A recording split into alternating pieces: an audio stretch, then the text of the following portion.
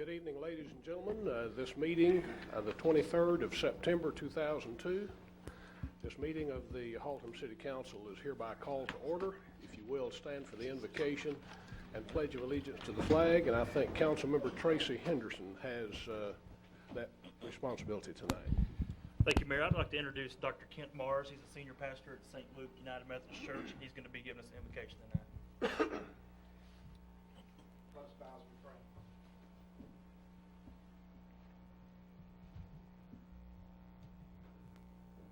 Lord, we thank you for the good gifts you've given us. Thank you for this creation of yours.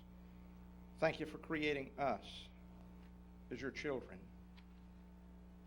Thank you for every good gift that has come our way. We pray for our nation, pray for our world, the struggles, the trials, the fires, the frets, and yes, the deaths. We pray for our city. We pray for every resident here. We pray for those elected officials. We pray for paid staff and volunteer staff. We ask that you give those who deliberate tonight wisdom, understanding, patience, and grace. Enable us to walk in your way. In your name. Amen. Amen. I pledge allegiance to the flag of the United States of America and to the republic for which it stands, one nation, under God, indivisible, with liberty and justice for all.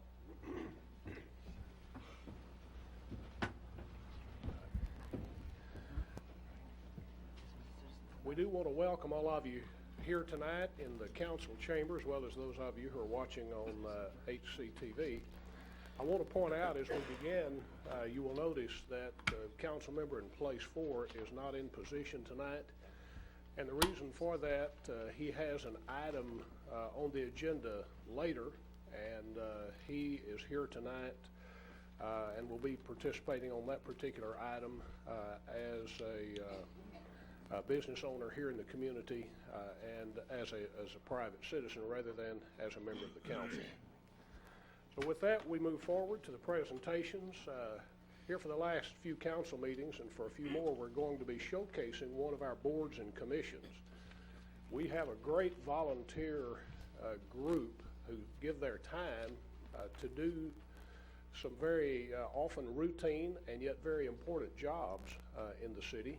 And this is a way that we can help our citizens understand that it takes a lot of people to run a city. It takes a lot of volunteers. And tonight, the presentation regards the Civil Service Commission, and it is my honor to introduce to you the chairman of our Civil Service Commission, Mr. Don Bybee.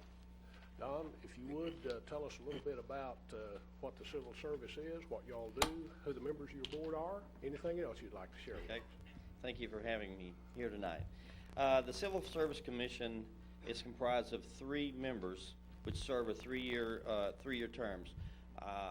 I'm on the committee along with Bob Yates and Rudy Herrera. The members are appointed by the mayor and confirmed by the city council. The commission does not meet regularly. We haven't had a meeting since June. We meet on an as-need basis. The city charter requires the existence of a civil service commission to oversee the employment issues of the city. Our responsibilities are the adoption of rules and regulations of employment with the city, perform or supervise annual investigations of rules violations, designate classification of all city positions subject to the approval of the city council, provide for open, competitive, and free examinations for persons seeking employment or promotion, administer the civil service rules and regulations, and conduct hearings fairly and impartially when sitting as the Board of Appeals for aggrieved employees. That is all I have. Members of the council, any comments or questions for Mr. Bybee? Well, we sincerely appreciate what you do. We don't often see you in action like we do a lot of the other boards and commissions, but even though that's the case with the nature of what you do, we sincerely appreciate the service you render to our employees and to our city. Thank you. So thank you, and pass our appreciation on to the other two members of the Civil Service Commission. Thank you. The second presentation we make tonight is to Ms. Judy Wang and the All Asian American Chamber of Commerce. And Ms. Fran Burns, will you join me and Ms. Wang at the podium, please, at this time?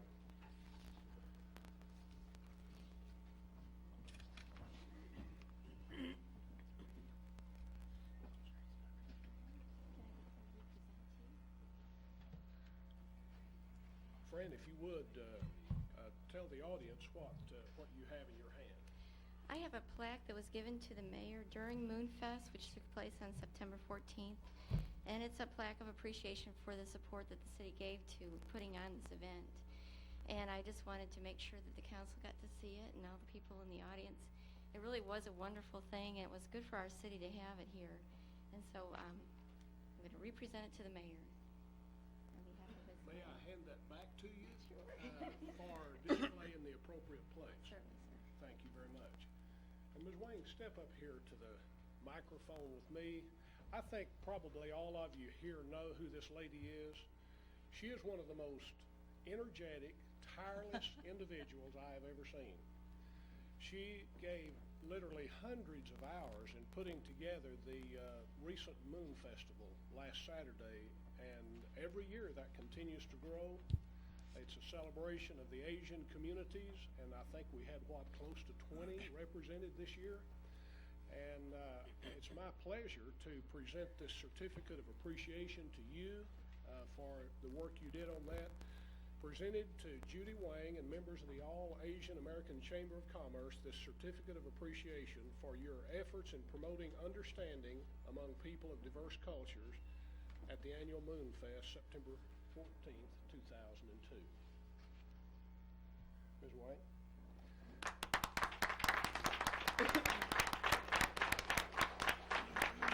Wang, would you care to address Sure. the audience? Thank you. It's a very great honor to receive this. And first, I need to thank you to all of our volunteers. You know, we didn't get the official notice until this morning, so I cannot invite them. Also, we have a very, very busy weekend. We have the annual banquet. I heard the mayor was there too. and we have a lot of other activity this weekend, so I didn't get a chance. But a few people I want to mention, and I want to special thanks to Don, Gallas, Eva Wu, and Carol, and Vicky Jones, and Betty Johnson, and allowed them to put in a lot of hours to, you know, to make this possible. Also, I would like to thank you to our sponsors, especially the NBC give us over $10,000 of advertisement fee. I was also interviewed live at the Channel 5. Actually, I make a tape. I want to donate one to city. And we have started a grant, write several grant articles, help promote the event. Up to today, I still got a call. Are you going to have it next year? So, and also the city help us some sponsorship fee. It's of course it's not enough. We always can have more, but we appreciate. And right now we're still looking for a permanent office, and we don't have a staff, you know, full-time staff. So all of us are volunteers, but we are really proud of ourselves, and we'll continue to work very hard. And we have our weakness, and we'll continue to improve our weakness. Also, we have our strengths. We'll enhance our strengths. And thank you so much, and it is a great honor. Thanks. Thank you, Ms. Wang. With that, we will move on now to the consent agenda. That consists, if you're following along on the agenda, of items 3 through 8. These are items that are considered to be self-explanatory, and they'll be enacted by the council with one motion. And approval of the consent agenda authorizes the city manager to move forward to implement each item in accordance with the recommendations. Councilmember Hurley. Mayor, I move that we approve the consent agenda. We have a motion to approve. Councilmember Markham. Second. I have a motion and a second to approve the consent agenda. If you will, register your votes. And that carries by unanimous vote with one council member missing. Item number 9 is a public hearing. Mr. Pliska, will you introduce item number 9 to us at this time, please? Thank you, Mayor, members of the City Council, citizens of Haltom City. This item is conditional use CU 006-02 to conduct a public hearing and consider the application of Mr. Ron Sturgeon for a conditional use permit to operate an auto paint and body shop in the M2 Heavy Industrial District on Lot 1, Block 1, Cathy's Addition, located on the south side of Midway Road, containing approximately .961 acres of land, locally known as 5520 Midway Road. We have the accompanying ordinance for this, Ordinance O 2002-039-15, consideration and action regarding approval of an ordinance amending ordinance number O 2002-032-15 as amended, the comprehensive zoning ordinance of the City of Haltom City for a conditional use permit to allow for an auto paint and body shop in accordance with ordinance numbers 2002-03215, zoning ordinance section 36-2, conditional uses on Lot 1, Block 1, Cathy's Addition, containing approximately .961 acres of land, and again located on the south side of Midway Road, locally known as 5520 Midway Road, and this is the first reading of that ordinance. Again, the site is located on the south side of Midway. The applicant is requesting a conditional use permit with site plan approval in order to operate an auto paint and body shop on the site. The existing zoning is M2 heavy industrial, and the land use at this time is real estate spec space, with on the most northern portion lease space there is an auto repair facility. Adjacent zonings I've listed for you and the accompanying land uses. This item is here due to the one to the west, which is the D duplex residential district of which this site abuts. Access to the property is from Midway Road. Again, the site is zoned M2 and does not allow for an auto paint and body shop without a conditional use permit. This is a result of the site is not surrounded by industrial zoning. The applicant is required therefore to obtain a conditional use permit, again due to the duplex zoning to the west of it. The legal notice regarding the public hearing was published in the Fort Worth Star-Telegram August 30th, 2002. Property owner notifications for all property owners within 200 feet of the site were mailed out on August 30th, 2002. 13 property owners were notified. Staff received 2 in opposition and 0 in favor. I also formally submit the accompanying attachments, the proposed site plan of which this is necessary, a site map, surrounding property owner notice map, list of surrounding property owners within 200 feet, and the GIS aerial. Recommendation, the P&Z Commission voted unanimously to recommend approval of the conditional use permit to allow for an auto paint and body shop on the site at their September 10th, 2002 meeting. Thank you for your introduction of this item on the agenda, and with that I will open the public hearing at this time. First of all, members of the council, any questions or comments of Mr. Pliska on any of the information he presented? Okay, thank you, Mr. Pliska. Thank you, Mayor. There may be some in the audience who wish to address this, so if you're here and you'd like to speak either for or against the application of Mr. Sturgeon for this conditional use permit as detailed by Mr. Pliska in his presentation, you have that opportunity now. I do have one speaker's card filled out. It is not necessary to have a speaker's card filled out because this is a public hearing. But Mr. Ray Eklund has filled out this card, so Mr. Eklund, if you would come forward at this time, and if there are any others who would like to speak for or against this item, you'll have an opportunity when Mr. Eklund is finished. Mr. Eklund, you have 5 minutes to address the council, please. Thank you, Mr. Mayor and members of the council. I'll keep it brief. This is another change of zoning. We just had this one changed last year to make it M3 or whatever it is, industrial, and now they would like to put the conditional use permit for the body shop. I'm concerned that the body shop will have noise and car parts and Bondo. I was going to bring some examples with you. I was going to bring an air compressor down here and a fender and some Bondo, but I'd probably get in trouble for disturbing the peace. And I'm hoping that the body shop doesn't disturb the peace in our neighborhood. I understand there were 2 people down there that were notified that told the P&Z they were concerned, and maybe they've been placated. I was not notified of the meeting. My property is just outside the 200-foot marker. But I'm still a member of the neighborhood down there, and I'm concerned this is a place where the two zonings butt up against each other. It's heavy industrial up against a viable, thriving neighborhood. You know, we're trying to come back down there, and we have to decide, are we going to give up on this neighborhood, or are we going to work together to try to make a viable neighborhood to raise our children? Okay? These zonings, I know the city gets excited about the industrial zoning and the businesses down there, but the people across the street and around the corner and right outside to it, they have their homes and their property values that they're trying to protect, and we all are trying to make Haltom City a better place. So I would like for the city council to consider that as they move forward in this. I'm sure that the powers that be will lean toward approving the body shop down there. I would like to point out to the members of the council, in case you may have overlooked it, it's going to abut our brand-new linear park that we've been busy down there with our bond money, just preparing to get built down there. So please keep that in mind. It is a neighborhood.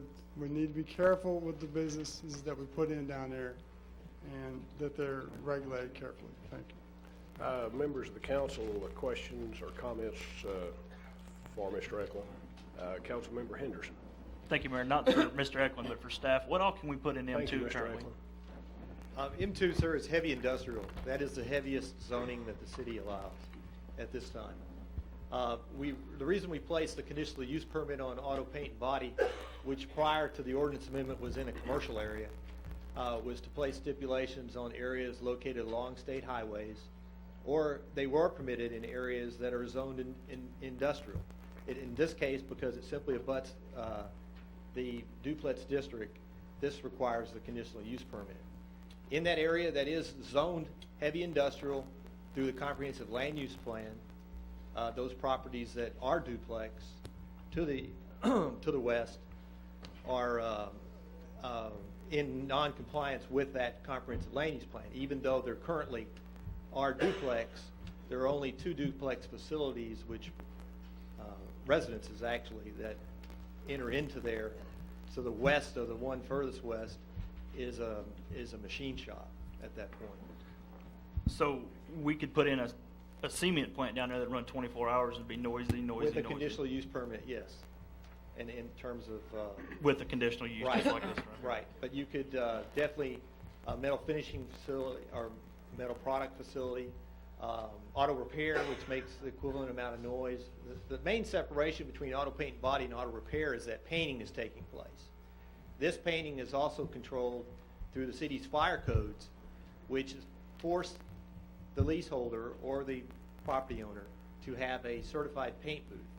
And this paint booth is inspected by the city's fire department each year, and these must meet state regulations established by the TNRCC. Thank you. Councilmember Averett. Mayor, I'd like to make one clarification. Statement Mr. Eklund said earlier, this is not a zoning change. This is an application for a conditional use permit. Okay. Councilmember Williams. I've got a couple of questions. First, on this aerial drawing you have, can you show me where the park's at, or where the? The park is going to be to the south portion of the property. Okay. Well established away from the businesses. If you'll look on the aerial, it will be on the extreme south end of the property. And I'm not that familiar with the park. I don't know if it's going to be on that side of the property or the other side of the creek. But I would guess it'll be on the south side of the creek. on the south side of the creek, yes. It is a nice area back there. During my inspection, I went back there. There's a nice pecan tree that's back there that's not impacted by the facility as we see it now. They left a lot of buffer area there between the creek. In fact, it does draw a lot of attention to people. I've seen cars parked there, you know, in terms of people stopping there and I guess enjoying the environment, so to speak. But I don't see that it's on the way the extreme south end of the property. When this property was developed, was this park already going to be put there? No, this property was first rezoned right after I got here about 2 years ago, a little over 2 years ago, actually, and was platted. When it was platted, Kathy's addition, we also went through the rezone process. So the park's going in after this was developed? That is correct. Okay. Yeah, the building itself has been up for about a year, right? It's been about a year. And again, the lease that is on the furthest north portion that you'll see on that site plan, there is an existing auto repair facility there now. There are auto paint and body shops that are just one lot to the east, because technically then it's surrounded by industrial and it's permitted. A conditional use permit is not necessary. Okay. The two duplexes, they're directly west. Were any of those, they look like the closest property to this? That is correct. Were either one of those the two that came in? And I believe the two ladies that were there at P&Z lived on the north side of Midway. And across the road from? Yes, sir. And their concerns were, of course, just like Mr. Eklund's, in which noise and probably the paint fumes. Were they present the night of the P&Z meeting? They were present. They did speak. Their requests were, or questions were addressed by Mr. Sturgeon at the time, and they were addressed through management principles, and he himself addressed those and gave those ladies the cards, and if they had a problem with any of his leaseholders, he gave them his personal home phone for that. Is the applicant on this, is that Ron Sturgeon? Yes, the applicant is Ron Sturgeon. His associate is here tonight, and Catherine Sturgeon, and she's here if you need to answer any questions. And this is not the first, since we've done the rezone, this is not the first paint and body shop application we've had? Oh, no, sir. Because I've got a resident concerned about it, and I believe the resident's concern is probably just over the owner of the property, and I wanted to make sure that's not, you know, that it's just not a personal deal instead of that. When I didn't have the privilege of being at the P&Z meeting, when the two people that had turned in not in favor of this, when they came here, were they, how would you say they were when they left? Were they They seem satisfied? to be satisfied, yes. I don't know if they're here tonight. I don't recognize them to be here tonight. Okay. The part about the people down here, I think you said enjoying the environment. That'd be like sitting down there and drinking beer and looking at the trees. Probably. In layman's language.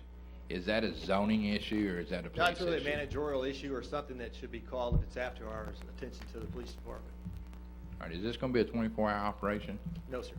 No, there are restrictions in section 31 of the supplemental district that if noise is created after a certain hour, which is 10 p.m., my office can address that issue as well as your municipal code division. Thank you. Councilmember Averett. From the south end of that building, how far is it from that corner of the building to where the linear park is going to be? Do we know? I'm not familiar with the linear park design. I believe it's going to be on the south side of the creek. This is the north side of the creek, and so from the building itself, I would estimate it as approximately 40 to 60 feet of area there for parking, maneuvering, and their solid waste facility.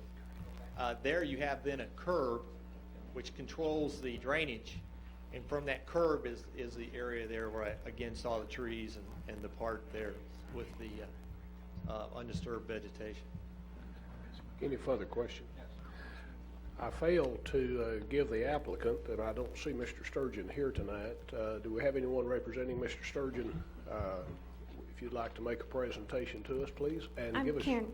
I'm Karen Sturgeon. I'm here on Mr. Sturgeon's behalf. I'm available to answer any questions the council may have. Okay.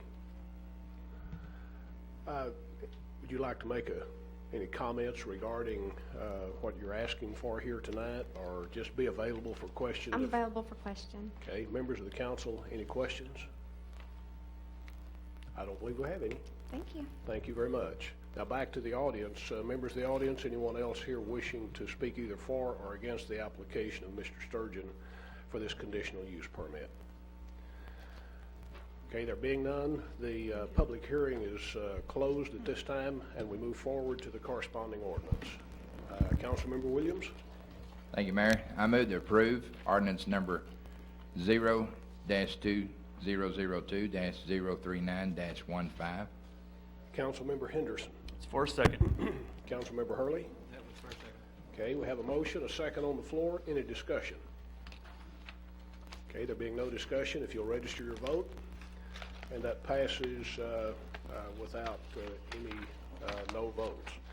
We move now to the Visitor Citizens Forum, and I need to ask a question for clarification. I have an appearance before the council card filled out by Mr. Stanley. Mr. Stanley, where are you?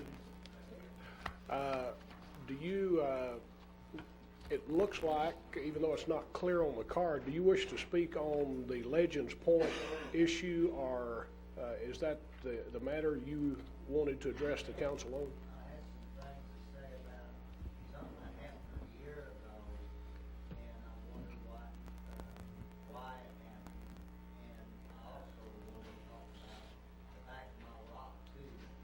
Okay, so it will be a matter for item number 17, if you'll so note that. I wasn't quite sure. The one we have now filled out for the Visitor Citizens Forum is G.H. Rumbaugh, Mr. Rumbaugh. And I need to apologize to you coming in up front. I can't read your writing, so it says past council meetings and then whatever's said after that. The animal control. Animal shelter. Okay. Two things are on my, that I'm concerned about right now. If you would give us your name and address for the record, and Mr. Rumbaugh will speak about past council meetings and the animal shelter. Yes, my name is G.H. Rumbaugh. My address is 4229 Joy Lee Street, Haltom City, Texas. At the past council meeting, we was here at the last meeting, and we talked about the crime control tax. And there were some council members here that made the statement after I got through that we were not under the same administration that we were under when this was passed. Well, if we're not underneath the same administration, I wonder how this council would feel if the citizens put up a petition to recall our tax, if they're not going to abide and do what we asked them to do. We sat down and passed a crime tax to help our police department be a better police department than what we had to start with. And then this governing body sets up and guts our police budget, and that was a quote from one of the council members, that they gutted the budget. I'm not happy with it. Several people in the community are not happy with it. And I wish that they'd go back and take and revisit some of this stuff and look at what they're actually doing. I'd hate to see this tax be jeopardized when it comes back up for a revote because of some of this. We voted the tax in to help our police department, not take it away from them. That's one issue we want to get through with and down the road. Next issue is, I would like to get some things set straight. A council member made the motion, made a statement. Last council member meeting didn't understand why Mayor White had put the senior citizens tax exemption back on the agenda. Excuse me, you go back and check your minutes. It was not Mayor White who done it.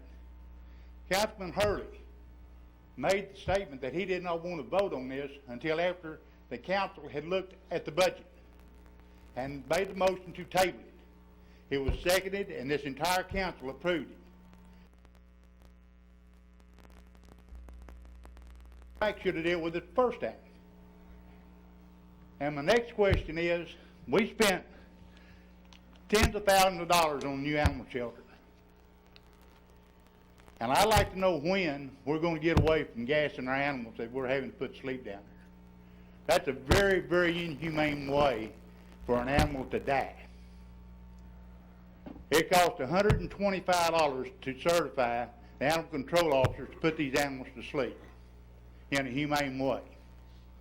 And I do not understand what the big hang-up is in getting these officers certified and getting this off and done instead of putting these animals into a gas chamber and gas them. Y'all go down there sometimes and watch them gas an animal. He don't just lay down and go to sleep. It's very painful and very inhumane. And with that, I'll hush. I hope y'all will get some of this kind of taken together and get it back up on track where it belongs. Thank you very much. Okay, I should have said to begin with, I didn't, that because these items on the Visitors and Citizens Forum is not on the agenda and posted 72 hours in advance. The council cannot make any comments. We can't discuss this.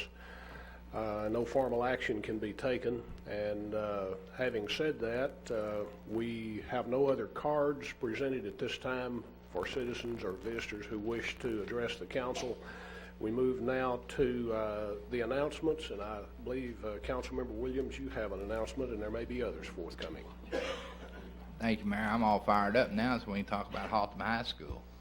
They're going to have their homecoming this coming Friday. And Thursday afternoon at 4:15, there'll be a parade that will start at the International Faith Center on Denton Highway at the corner of Stanley Keller and Denton Highway. It will travel south to Broadway, go directly east at Broadway, and it will expire at the Thomas Coliseum down there. We'd like to have everybody that could come out and participate in that. The student councils have worked very hard putting this together, and they would appreciate your attendance in that. Also, last Saturday, the Trinity Trash Bash went on, and we had about 100 volunteers come out, and Beautification Board and a couple of our staff members, or I think 3 or 4 of our staff members, and we had quite a few of Judge Bino's best friends come out and help us with that, and they picked up a lot of litter and a lot of trash and made quite a difference out there. Of course, I did come back by Denton Highway Sunday, and after they went down and picked all that up, somebody come right behind them and threw them right back out. But if you think about it, hang on to it. They worked very hard all morning Saturday picking that up, and I compliment them on their efforts for that. Appreciate their help. Any further announcements to be made at this time? Okay, there being none, we move now to item number 10, and that is the second reading of our ordinance regarding the budget coming up. And Mr. Elfrink, if you will. Thank you, Mr. Mayor. I do have a very brief presentation that accompanies this item, and I'll go ahead and do that first, I think. And for members of the audience, Mr. Pliska has some handouts. If you want to raise your hand, and you'll have a copy of this presentation if you like.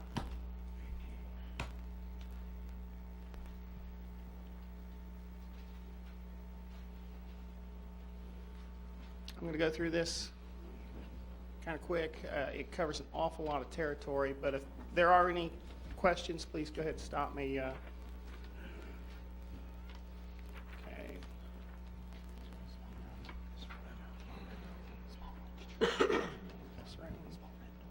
There we go.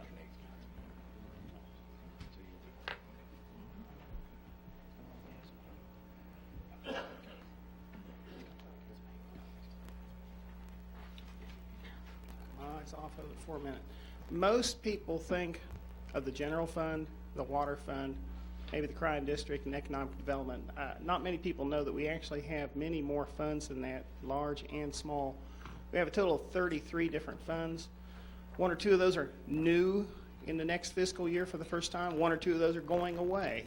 The capital projects ones, when they're finished, they're gone for good, and we move ahead and on to other things. The entire expenditure budget is $55,699,000. That includes operating funds such as salaries, maintenance, and such like that, our capital expenditures, and interfund transfers. Okay. City manager, at the very beginning of the budget workshops and such, pointed out to the council that at a meeting they had earlier in the year, all of their goals for this next year have been addressed, and those goals include those top priorities: an aggressive street maintenance and reconstruction program to ensure continuing the quality of public safety, to maintain the solid fiscal posture currently held by the city while preserving the city's current credit rating, and to continue promoting economic development activities throughout the city, to expand parks and recreation programs and facilities, to improve communications with the citizens, to retain and attract quality employees, to have a timely replacement of our fleet, to improve and expand the city utility infrastructure, to support worthy non-municipal programs that we may have in the area, and to maintain or reduce the property tax rate. With regard to one of the first priority that we have a map here that you're not intended really to read, but you can see it's a map of the city, but there's a lot of color on there, and that color indicates areas where we have already done street improvements or we will soon be doing street improvements. And I think just at a casual glance there, you can see that there's a lot going on in this town. A lot has been going on, and we're going to continue that. You might point out, Pat, that the copy of this, a larger scale of this map is found at the back of the room in case any of you'd like to look at it a little later. I really love looking at that map because it really shows how much has been done and what's going to be gone. And I've dropped some of my comments for this presentation in the interest of brevity, but this represents in the next year and this year $6.2 million that we'll receive in sales tax, bond proceeds, and other sources be used for mill and overlay, reconstruction, and reclamation projects. With regard to the employees here at Haltom City, different things that we are doing, we're not just adding staff every year, but the city manager really took a close look at certain aspects of public safety and the street department. But public safety first, we have 5 officers added to the patrol division. These have been added by different means that really aren't costing us more money. It's realignment of things. We've dropped the commander position, which has allowed us to add 2 patrol positions. We moved an officer out of records, 1 out of the community service office, and 1 out of our warrant office, for a total of 5, again, added to patrol.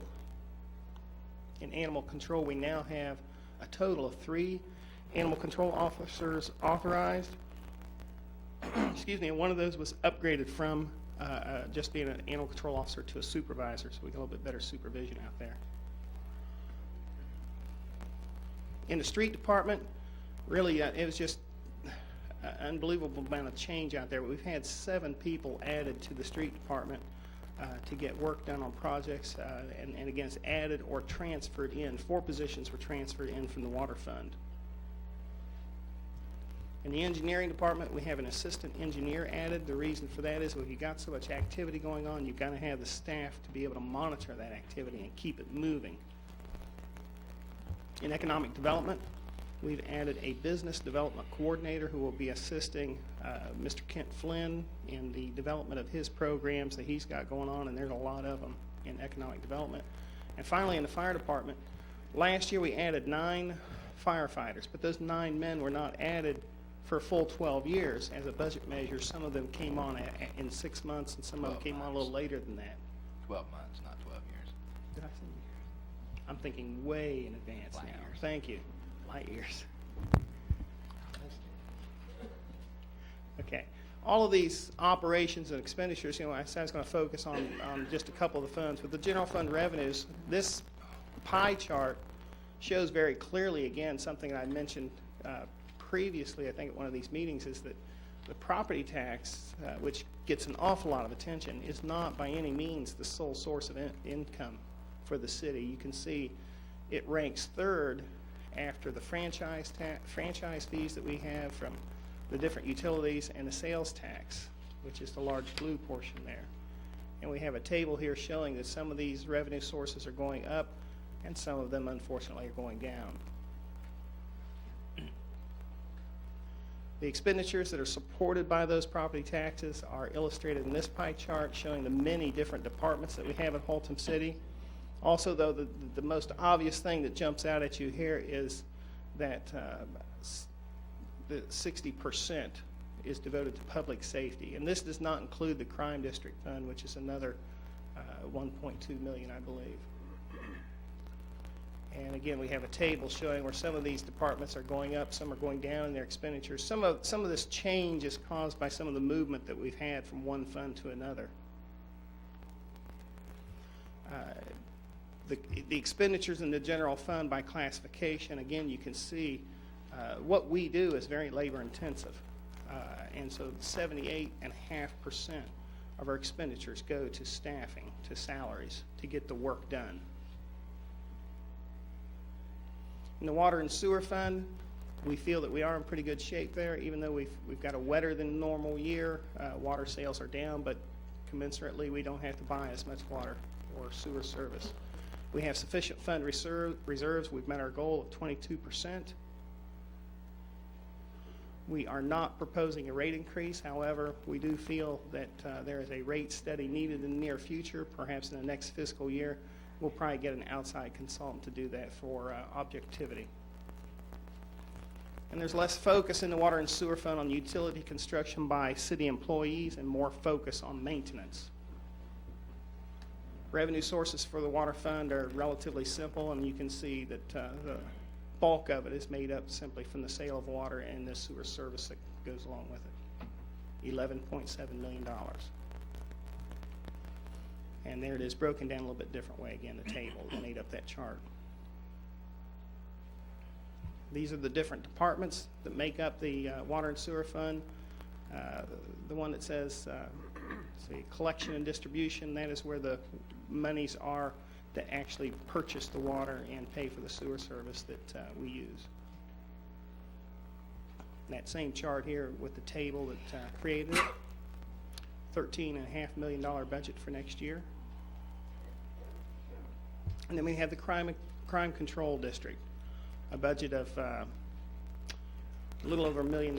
It's down dramatically because last year we have a revenue item there, bond proceeds, $1.4 million that was used to purchase the new software system that drives the heart of their dispatch and everything over there.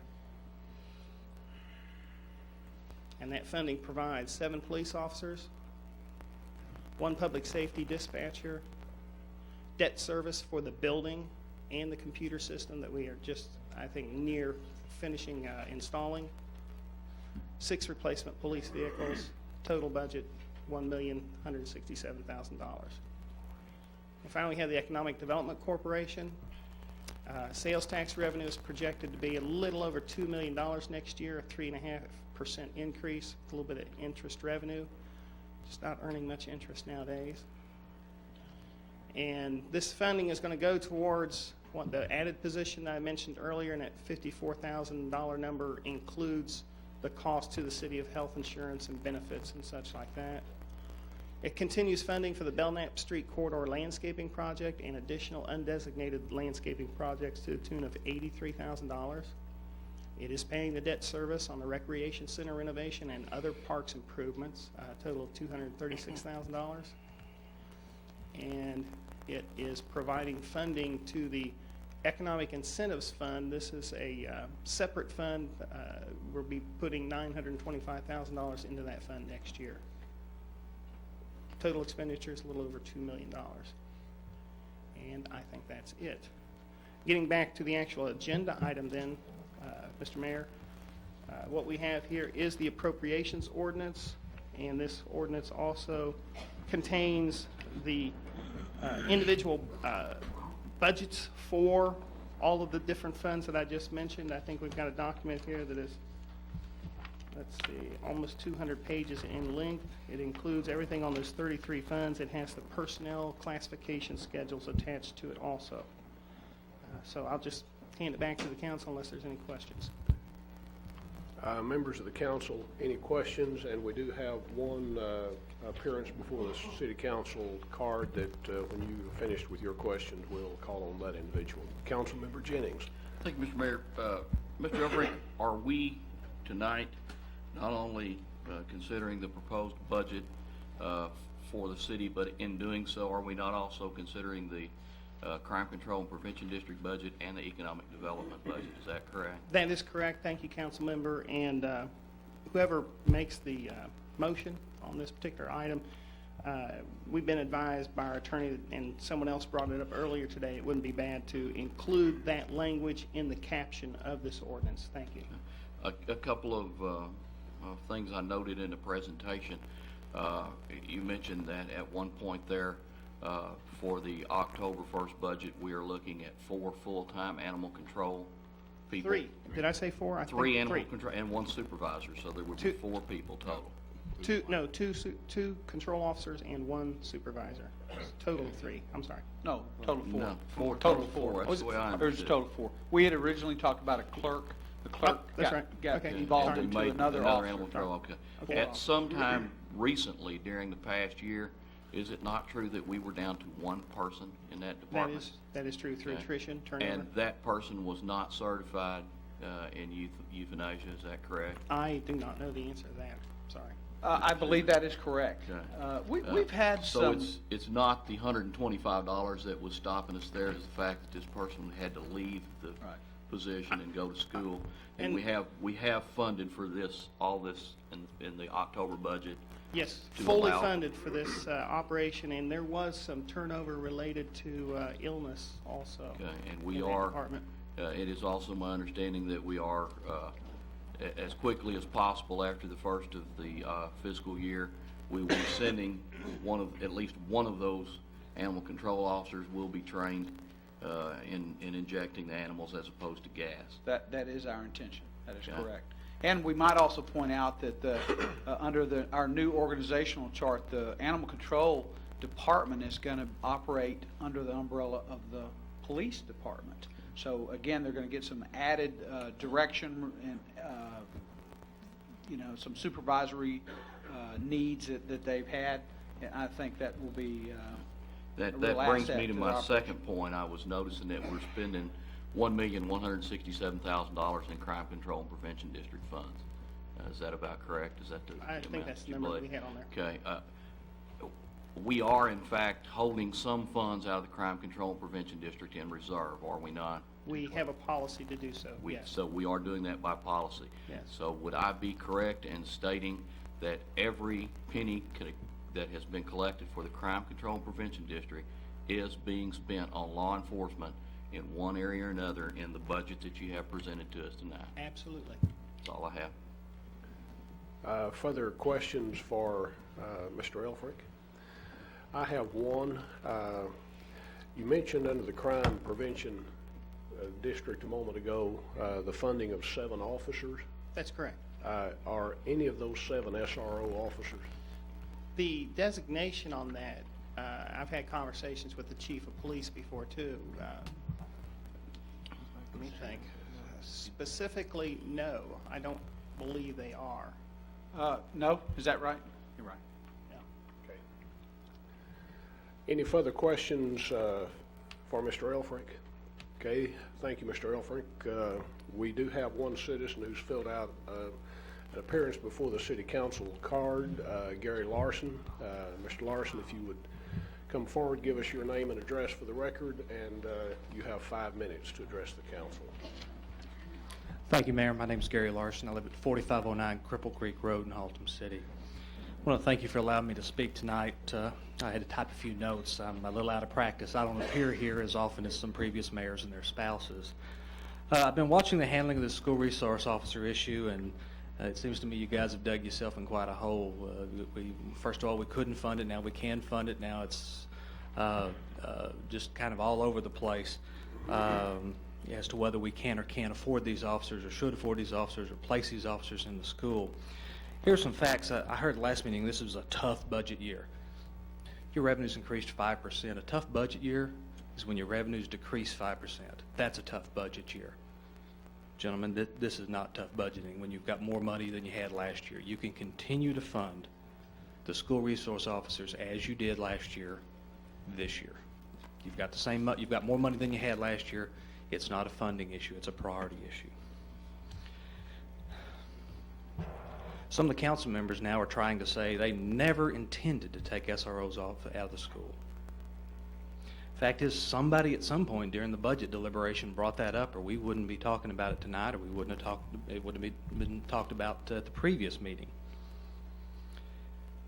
My father once told me, "When you're in a hole, quit digging." Gentlemen, you need to quit digging, admit you made a mistake in jeopardizing the funding for these positions. We don't need a bunch of political speeches, posturizing, and all that. You just simply need to approve the budget, stating that the budget includes funding for the SROs that were funded last year. Let your voice be your comment, your vote be your comment, and move on. Thank you, gentlemen. Okay, no other citizen has filled out an appearance before the city council card on item number 10. Council, we're ready to move forward. If you're ready, I'm in line for a motion. Or if you have further questions or comments before the motion, the floor is open. Okay, I believe there's no further discussion. I'm in line for a motion regarding item number 10. What is the pleasure of the council?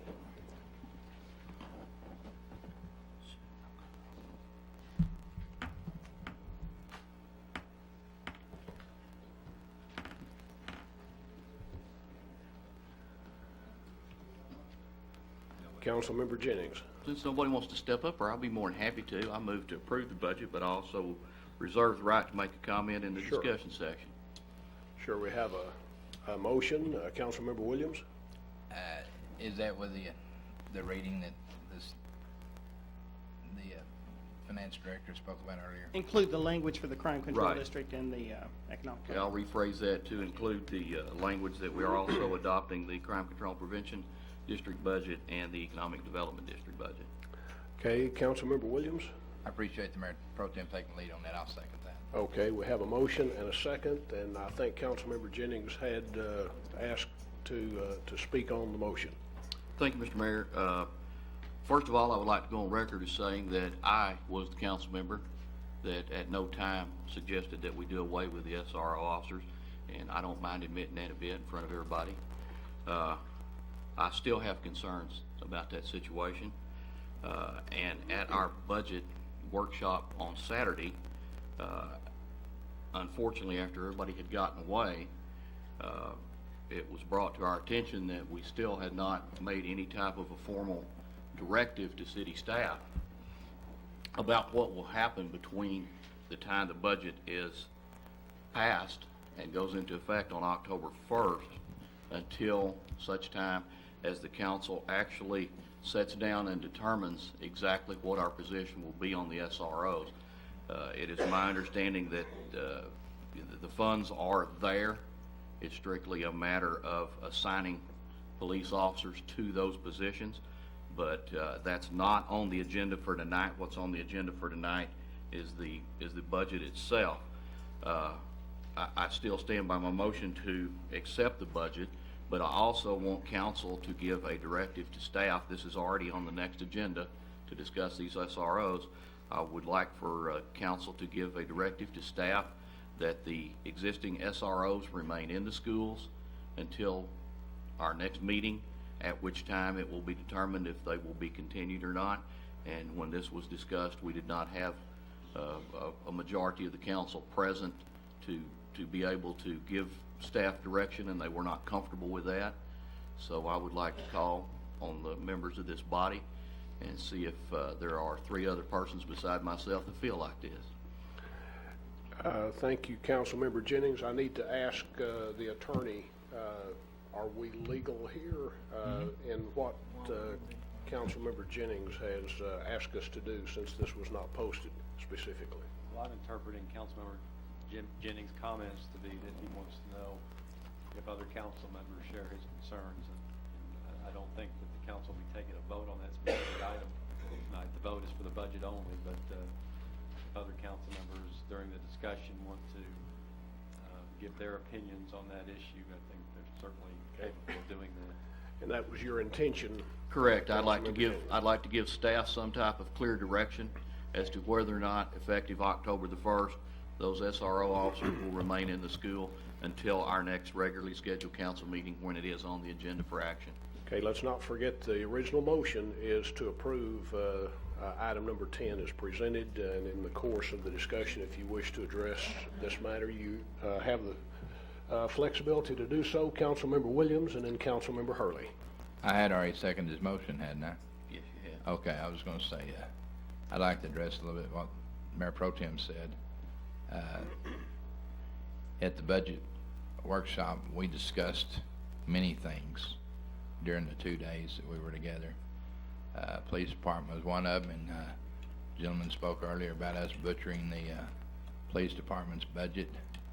I don't think you can get a department head in the city to say that we gave them a gracious budget this year.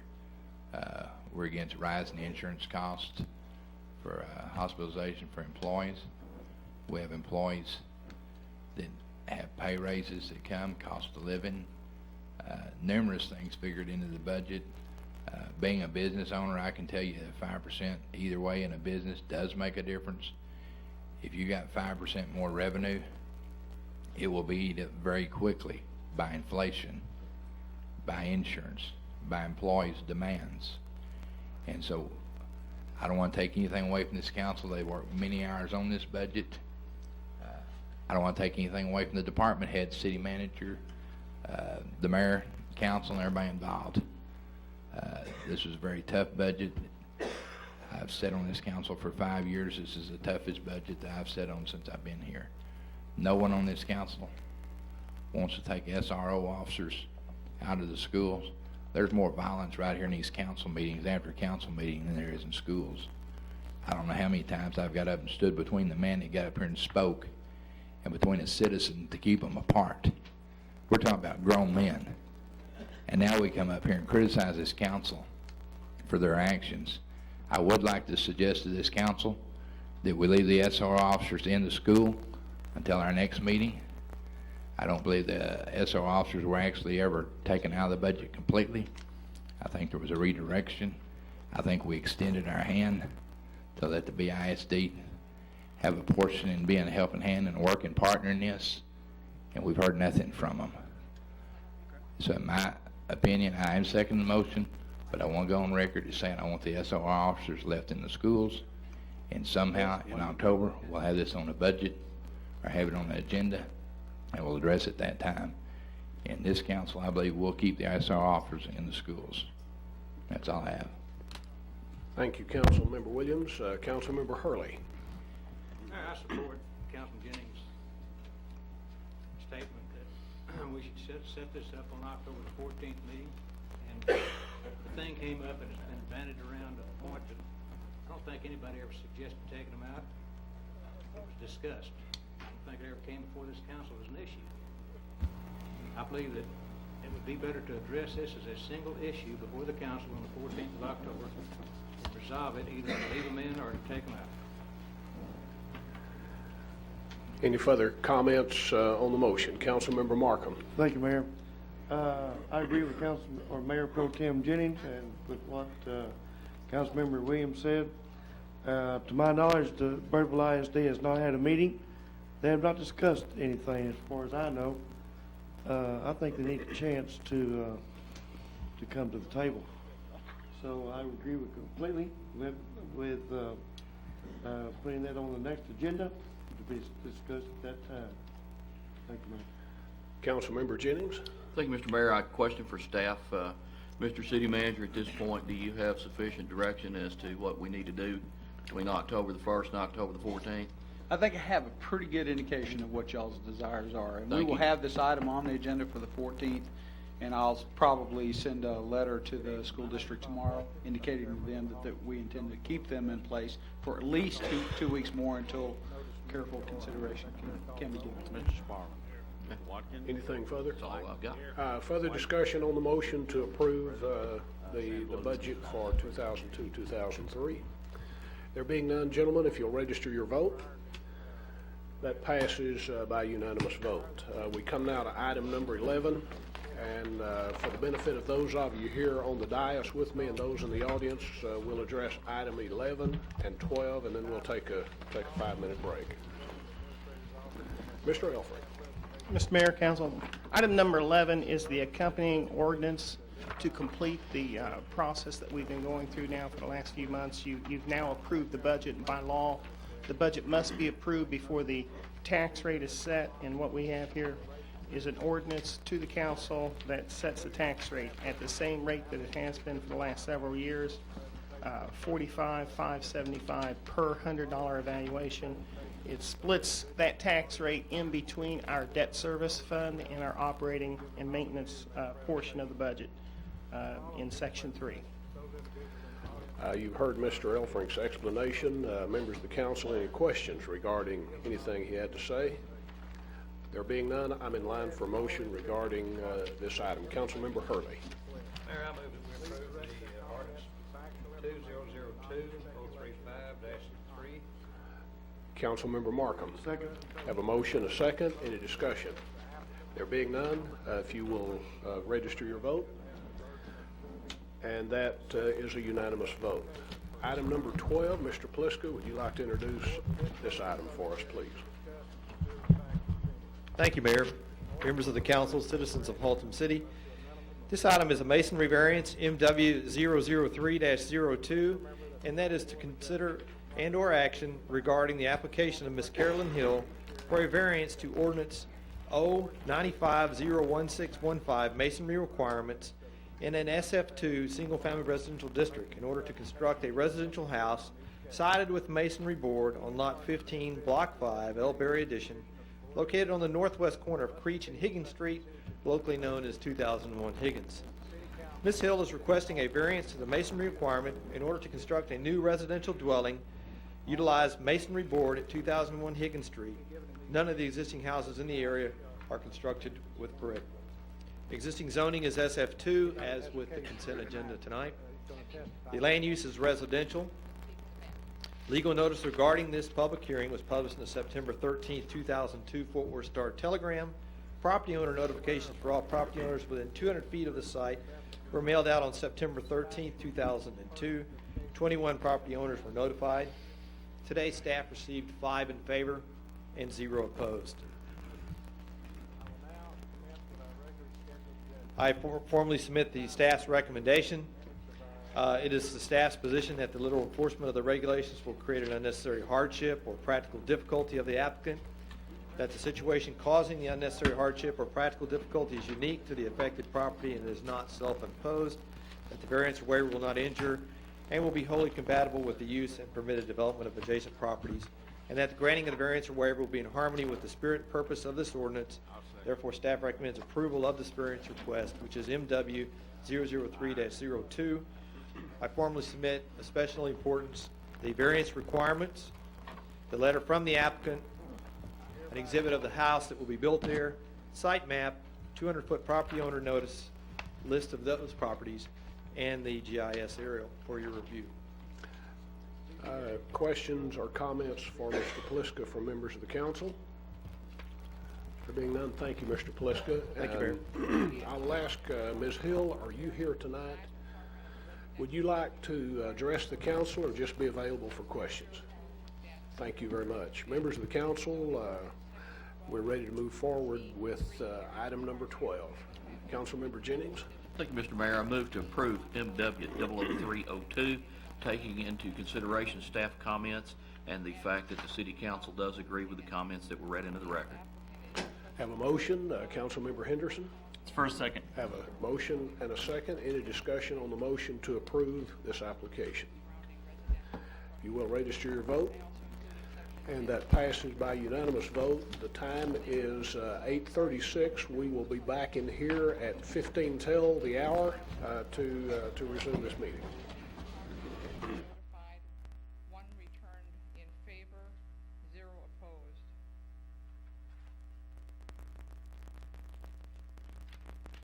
Anyone have any questions? Thank you. Before calling the first witness, I'm going to call Who left? You're right there behind me.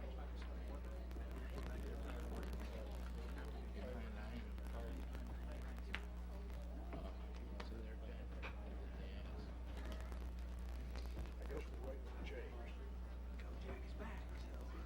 You won't be here. Yeah.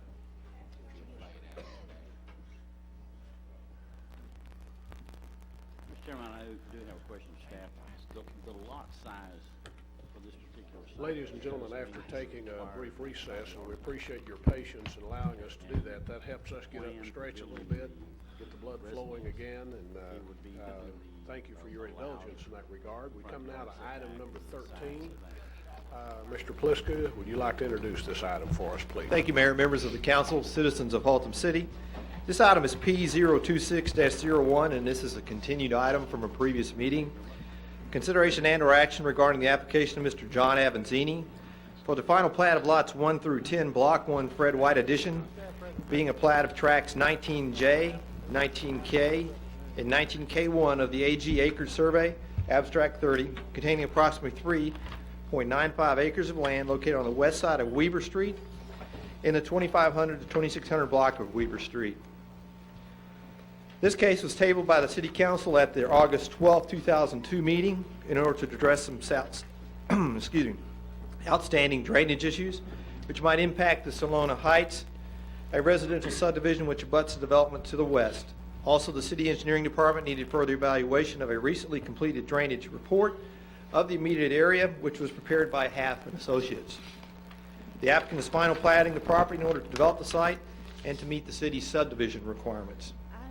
Again, the site is located on the west side of Weaver, and the site is currently vacant and contains approximately 3.95 acres. The property is currently zoned PDM2, Planned Development Industrial District. I list for you the utility company contacts, existing utility location, thoroughfares, fire protection, the floodplain, which is an issue here. The property does not appear to be in a designated floodplain. It referenced the panel 311. There have been some drainage concerns on the site. Salona Heights addition abuts this property to the west. Many residents of the subdivision have expressed concerns about development in the area. Sidewalks be addressed following this one in the form of a variance, of which at the applicant's request. The Planning and Zoning Commission voted a while back on this one on April 23, 2002. Recommendation, staff recommends denial of final plat request P02601, however, without prejudice. As council is aware, staff is working with BISD, that's the Birdville Independent School District, regarding the drainage of the applicant's property, as well as other properties in this area, which are west of Weaver and north of McCullough Road. The applicant is aware that some type of storm drain detention system is needed. A detention system is necessary so as not to increase the drainage onto the Salona Circle area. A detention system could be constructed individually by each future developer at their property, or one detention system could be constructed for the benefit of the entire area. Staff is trying to negotiate with BISD for an area detention system on BISD property. It is apparent that if staff is able to come to an agreement with BISD, such an agreement will take additional time. On previous occasions, the applicant has always acquiesced to give the city more time in coming to a resolution to this drainage situation by giving the city a present time period to resolve this drainage issue. However, this has meant that this final plat request is continually rescheduled for City Council consideration. Staff is currently recommending denial of this final plat, P02601, that is without prejudice, so that once a determination has been made to BISD's involvement, the applicant then can have this final plat request immediately rescheduled for City Council consideration without having to wait 1 year time period as indicated in the city's subdivision ordinance. Okay, and I think that's important. I want to be sure everybody in the audience, including Mr. Avanzini, understand what the recommendation is, denial without prejudice, and you have just explained that, but I want to be sure everybody understands it. If this were a denial with prejudice, and the council should approve that, Mr. Avanzini would have to wait 1 full year before he could come back before the council with this.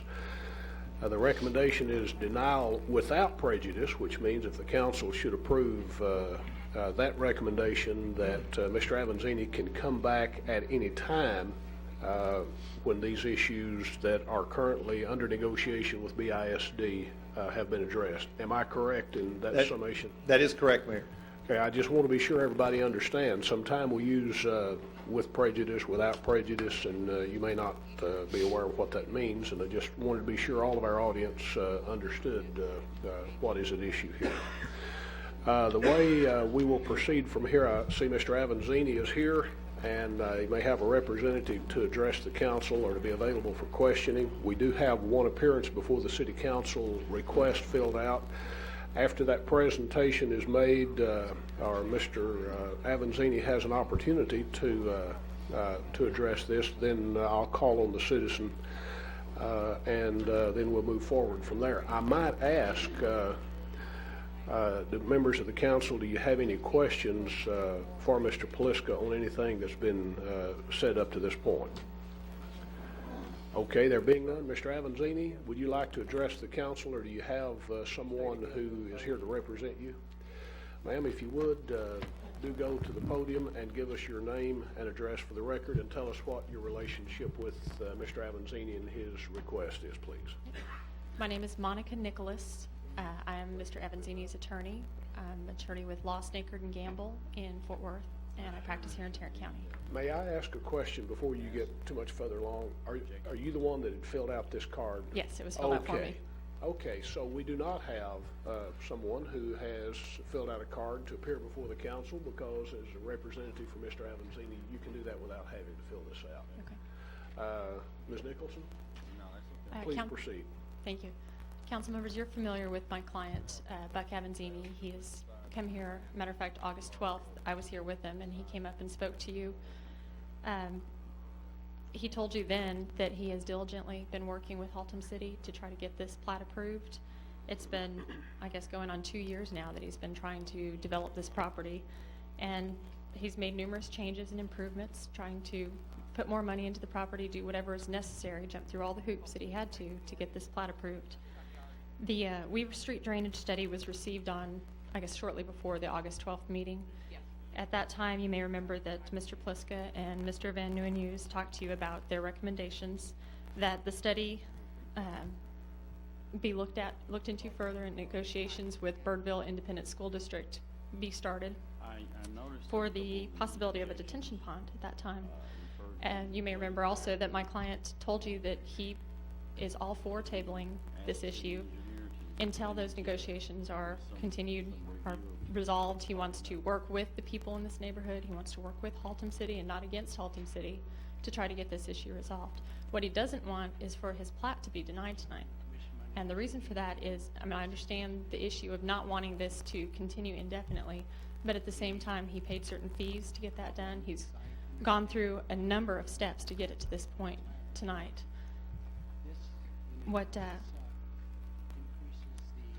My understanding about the negotiations that are going on with Birdville Independent School District is that the specifications and the dimensions of this detention pond have not been given to Haltom City by Half and Associates. They have not done that part of the report yet. That's my understanding. It's also my understanding that they have not been paid to do that. Now, my client is very reasonable. He really wants to work with you on this. He wants to keep this item open. And to do that, he is willing to pay Half and Associates to go out there and do that report, or another engineering firm if necessary, to review that report, go out and inspect the property, make the recommendations about the detention pond, and get this going. Now, if Half and Associates is not getting paid, you can see where this would drag out past 6 weeks. You know, the city doesn't have the money to pay him. There's really nothing that Half and Associates is going to do till they get a check. But if my client goes forward and pays them or pays another engineering firm to get this done, this is something that can get done very quickly. It won't be caught up in all the red tape that accompanies municipal things. Hopefully what that would do is get the city staff to a position where they can negotiate with Birdville. And based on what I've heard tonight, it sounds like there's some issues between Birdville and Haltom City that they could use to perhaps convince Birdville Independent School District that a detention pond is in everybody's best interest. What I'm going to ask you tonight, despite the recommendations that you've heard, is that you do table this issue for another 6 weeks, at least, so that my client can pay for the engineering report, the city can get back on track, start negotiating with Birdville Independent School District, and in 6 weeks we can come back, and at that time we will know whether that was enough time or not. The development that my clients are trying to put on is going to be beneficial to Haltom City. It's very nice. I've seen the plat. I've looked it over. It's going to raise taxes for the city. It's going to be a valuable asset for the city.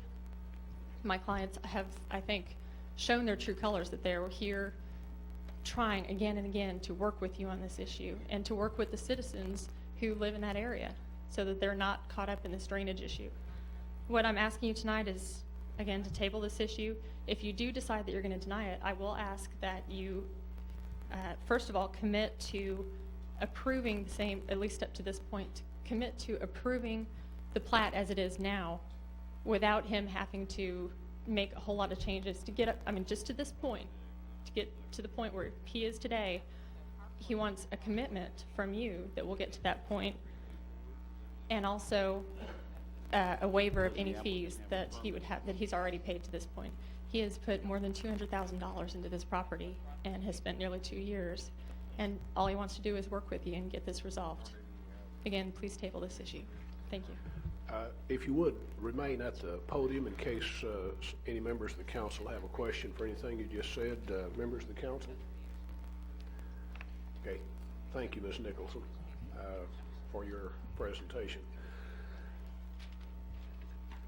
Members of the council, we're ready to move forward now with item number 13. Councilmember Jennings. I think I have a question for staff. James, could you step up to the mic there, brother? Yes, sir. What it appears that we're talking about is the difference between denying this without prejudice and tabling it again. If this item is denied without prejudice, it is my understanding that the fees could be waived at that time. That is correct. You can make in your motion that we will not charge the fee again, that we are willing to bring this back immediately once this is resolved. I don't see us, I do not see the 6-week period, and I believe our engineer does not see the 6-week period. Nobody knows. It could be 4 weeks, but in this instance, we've brought it to you 3 times now, and each time we have requested for time and we've extended it, and we feel like this is the final issue. It's a drainage issue. We need to sit down with BISD. We will sit down with BISD, and then at that point, whether it's 6 weeks, 9 weeks, 4 weeks, whenever, we will bring it back to this body. Okay. The second part of that question, were we to deny this without prejudice and waive all the fees, would he not still have to go back through P&Z and start the process for platting over again? No, I would not take him through P&Z. P&Z has looked at this and has approved it before the course of drainage studies. P&Z has not expressed an interest to see it again. The only reason I would take it back through the process would be that if he has to do the detention system on his property. He is zoned PD industrial, and it's very site plan specific. If BISD does not wish for the detention system to be placed on their property, and Mr. Avanzini decides to put it on his property, then I would take the zoning issue back to P&Z for the rezone, but not the plat. I would not need to take the plat. Okay, so what you're saying is the only reason it would need to go back before P&Z would be if at the time the drainage issue was decided that it was determined that the detention pond would have to be located on his property, then it would need to go to P&Z. If the detention pond were on BISD property, he would not have to go back through P&Z. That is correct, and that's simply for the modification of the site plan. And that would be a zoning issue and of course not a platting issue. Okay. Question for Mr. Avanzini. Having heard the discussion here, and I understand, you would not be receptive to paying the fees again, and I don't have a problem with wording it that way. Do you have any problem with a denial without prejudice, provided that the council states that you would not have to go back through the planning and zoning process, you would not have to pay fees, and the only way that you would have to go back through P&Z would be if it was determined that the detention facility was placed on your property? Would you have a problem with it being worded in that way? Mr. Avanzini, if you would come to the podium, please, and just for the benefit of the folks here who may not know you, give us your name and address, and then answer Councilmember John Avanzini, 9512 Watercress Drive, Fort Worth, Texas. I don't have a problem with that, and I would most like to have it here even if it was on a 2-month period, where I would show up here every 2 months and we looked at it and you guys saw me again, people of Salona Heights saw me, and they knew that I was still trying to develop my land, that I had my money paid out on. Because sometimes, and I know that the staff does a good job, and I'm pleased with how far they've helped me, but it'd just be good if I wasn't denied, but just tabled, and we said every 2 months we're going to have a review of this. I'll work with you, because obviously it's all of our it seems to be my problem, but truthfully it's everyone's problem in that area, the drainage. So to be denied, it means that I just get put on the back burner or just out of even the picture. Where every time before when we're like, hey, you need to do this, we want to go 6 weeks, we want to read that, I'm always, hey, whatever you guys want to do, I'm okay with it, because I don't want to have a problem when it's all said and done. But now that we're to the end of the rope on that, and we know it's a drainage problem, and we've known it's a drainage problem all along, I would like to see it tabled due to the fact that every 2 months, I could show up here, I could see you, you could see my face, and you go, hey, you know, that guy still got a couple $100,000 out of his pocket, and he's not getting anywhere. What are we doing on it? And I don't know that that would make Greg and James work any harder. I think they work just hard as it is, but I think the people at Salona Heights could see me and they could see that I'm a person too and that I've got some needs. I know they've got needs. I've always been sympathetic to theirs. So that's why I'd like to see it tabled, just for that fact. But I do have no problem with what your question was. If it had to go that way, Okay. I understand it. All right. Another question for you then, James. What do you consider to be a prudent time for which, if we decided to table as opposed to deny, what would you consider a prudent time? 8 weeks, 10 weeks, 12 weeks? I would have to defer to the engineer on that, but I would safe to say we're looking at 12 weeks. To me, as a minimum. Greg, does that sound? I understand we're talking BISD here, and you know, there is red tape there. Right. Well, we say red tape, but understand what we're talking about is we're talking about an agreement that's probably going to take close to a month, month and a half to develop at the staff level so that both our staffs are comfortable with it. Then it's probably a 2 to 3 week process to bring to their school board to get approved, and same way going through our city council. We don't just make up your agenda on Friday, as you're aware of. It's about 2 weeks out. And prior to that, we have to have all the background information developed so that it's ready to be printed and delivered. So to get both the school board and the council, you're talking about a month there. So I think 12 weeks is a realistic, and if things go well. It could be that within the next 2-3 weeks, we get BISD the information they need, and they decide not to go ahead, and the agreement's off. In that case, Mr. Avanzini's made aware of that, and he can come back sooner if you go ahead with our recommendation. But he would have to, at that point, go ahead and modify the development on his property to incorporate on-site detention ponds. If the 12-week period were beaten, let's say the BISD and the city got together in 10 weeks, you know, could you, at that point, get it on the next regularly scheduled agenda from the time an agreement was made? That's the way I've been interpreting your motions all along. Okay. It's not been James and I's intention to wait until the last minute time period. The way I've always interpreted the motion was Mr. Avanzini was kind enough to acquiesce X amount of time, and it was incumbent upon James and I to try to solve the problem within X. Okay. However, to date, we have not been able to do that due to the intricacies of this issue. Okay. That's all I have, Mr. Mayor. Thank you. Thank you. Mr. Councilmember Hurley. Are you ready for a motion, Mayor? Councilmember Williams, did you have? Go ahead. Yes. I've got a couple of questions. First of all, has BISD been contacted on this at all? Yes, sir. Shortly after the last meeting, which I think someone said was August 12th, within 2 weeks of that meeting or thereabouts, the city manager and myself met with 3 individuals from the Birdville School District. I want to say one was one of their superintendents, another individual was over their parks and grounds, and a third individual was a school architect. So Mr. Torres and I met with them. The meeting, I'll bet you, was 45 minutes to an hour. They had quite a few questions about this issue. Some of the questions we could answer. Some of the things that they wanted to make sure was in terms if they went ahead, in terms of construction, what type of bonding the city requires, you know, whether they could be covered on those bonds as well.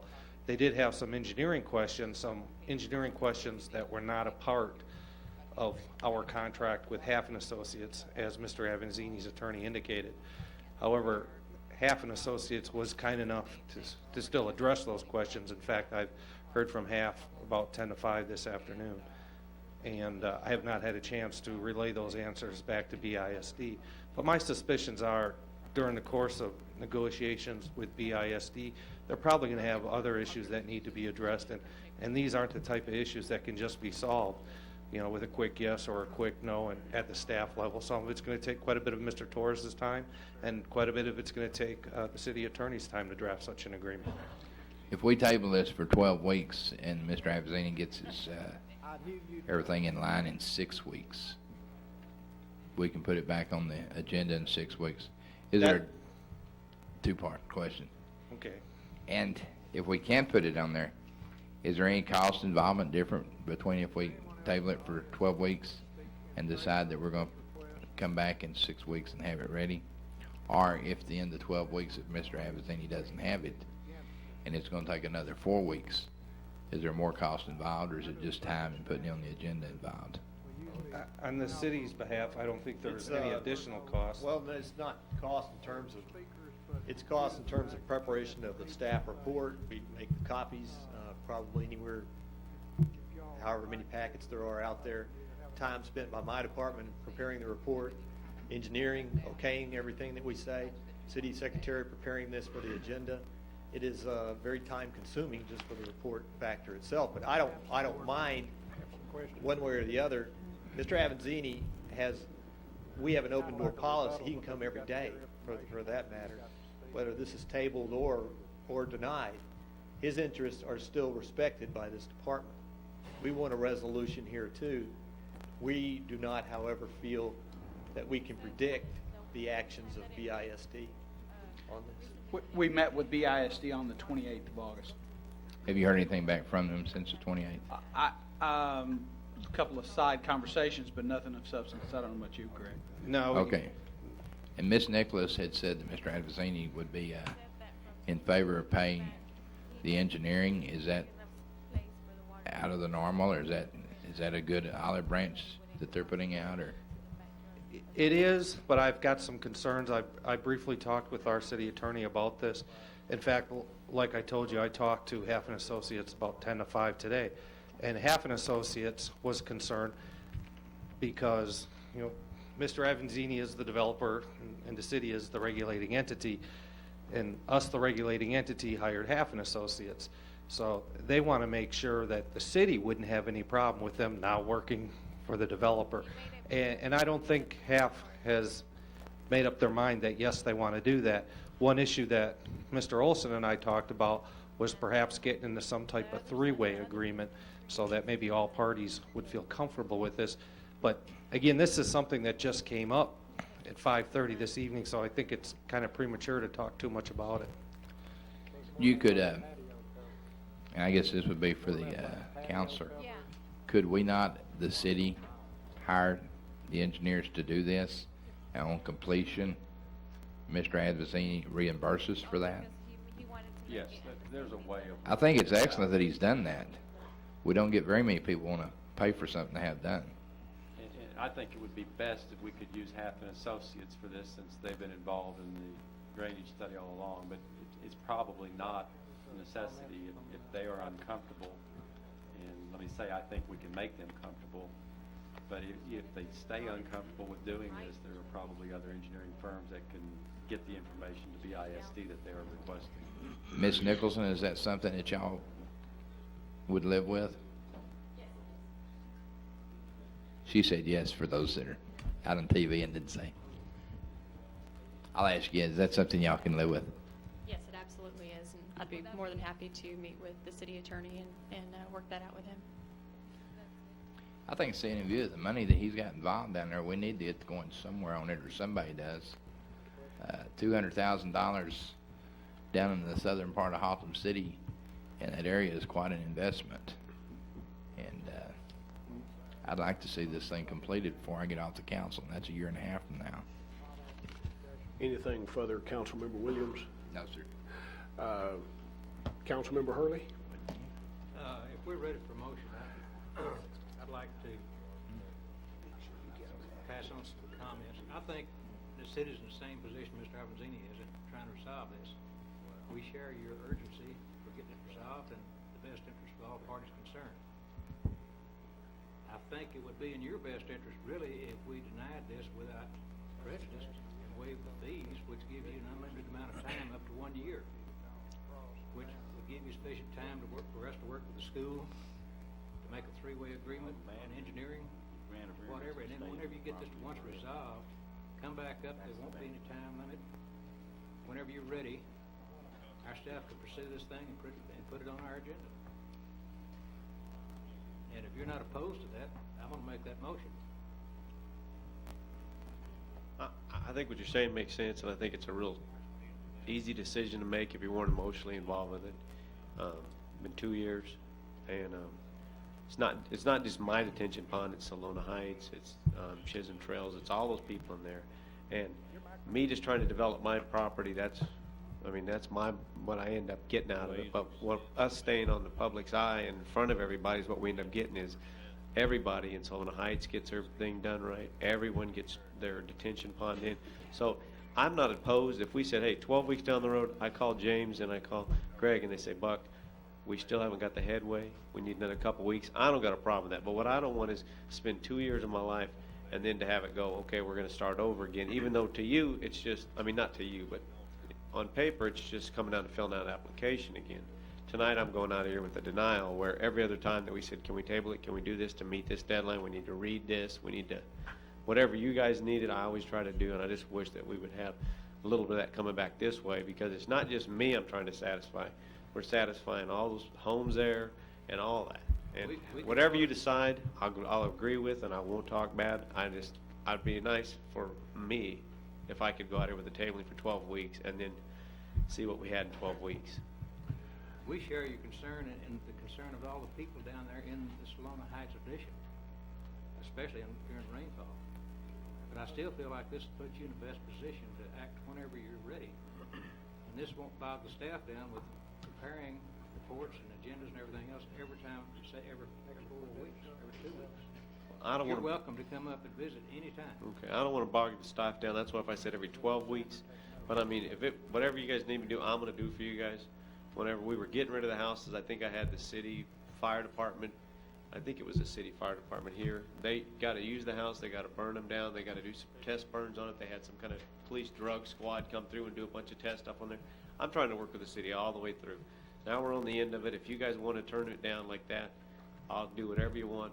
But I would like to have it tabled in 12 weeks from now. If I could come back and see you and we say, hey, this is our progress. I think it's not just progress for me. I think it's progress for that area, which in turn is progress for Haltom City. And I think everyone would like to see in a quarter how much progress we've made in that area of our city. Whatever you decide, I will agree with you. Rest assured, we want to get this resolved just as much as you do. Yes, sir.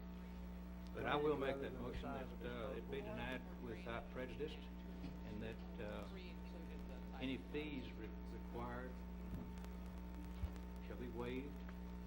And this will give Mr. Avanzini a year in which to come back or to act whenever he is ready and the staff is ready, because they have to have time to work out with their Berkeley School District for the detention pond. Okay, you've heard the motion, and a quick question for our council. Can we include item number 14, since those are tied together in this, or do we need to have a separate motion on item 14? You can take them both at the same time. I'd make a motion to table item 14. Okay, 13 and 14 both is the motion? Yes. First you tabled, then you Yeah, denied that without was a prejudice. change in the motion. You denied it. Denial, not table. Okay, that was item 13, denial without prejudice. 14 is the one, the variance for sidewalks. Okay, so he wants separate. You want separate? Yes. Okay. Okay, we have a motion on item number 13. Councilmember Markham, we have a second. Councilmember Williams? That was for a second, but I got one other question real quickly. Mr. Avanzini, I think what we're doing, we're going to give you a year denied. Did Mr. Avanzini leave? Okay. I'm sorry, I couldn't see it. It's not personal. But I will tell you on a lighter note, my hair was as dark as yours when I started, so this coming every 4 or 8 weeks, it's not going to help you. If you get this ready in 12 weeks, 6 weeks, 10 weeks, and we're right back on. And it doesn't cost you any money. It's actually what you're getting a year instead of 12 weeks. So go home thinking that. That's for a second. Okay, any further discussion on the motion? If you will, register your vote. And that passes by unanimous vote, and I'm ready now for a motion on item number 14. Councilmember Hurley. I make a motion that we table item 14. Okay, we have a motion. Councilmember Williams. Second. Have a motion and a second. Any discussion on that motion? Councilmember Jennings. Is that an indefinite table? Is table until That such would time be- as the... That would be in conjunction with the resolution of item 13. Okay, Yes, sir. very Bring it good. back at the same time. Okay. Further questions? There are no further discussion if you'll register your vote. And that shows it passing by unanimous vote of the council. We come now to item number 15. Mr. Pliska. Thank you, Mayor, members of the City Council, citizens of Haltom City. This item is P17-02, consideration and/or action regarding the application of Mr. Lee Roy McCain for the final plat of lots 5AR and 1AR Colony Office and Industrial Park Edition, being a replat of the north portion of Lot 5 and 1A, Colony Office Edition, or Colony Office Industrial Park Edition, containing approximately 2.417 acres of land located on the south side of Airport Freeway, locally known as 5212 Airport Freeway. The applicant is final platting the property in order to develop the site at the rear of the property and include a mutual access easement and to meet the city's subdivision ordinance requirements. I give you the location and size previously. The zoning, the property is currently zoned M2 Heavy Industrial District. I list for you the utility company contacts, existing utility locations, thoroughfare access, and for the rear lot will be that 50-foot mutual access easement. Fire protection will be addressed at the site plan submittal stage. Floodplain issues are addressed. It does not appear to be in a designated floodplain in reference FEMA map panel 295. Applicant has requested a variance to the sidewalk requirements. Following this item, I formally submit the reduced 11/17 copy of the final plat, and at their meeting on September 10th, 2002, the P&C Commission unanimously recommended approval of final plat P1702 to the City Council as it meets the minimum requirements of the city's subdivision ordinance. Members of the council, any questions for Mr. Pliska on this item number 15? Okay, thank you, Mr. Pliska.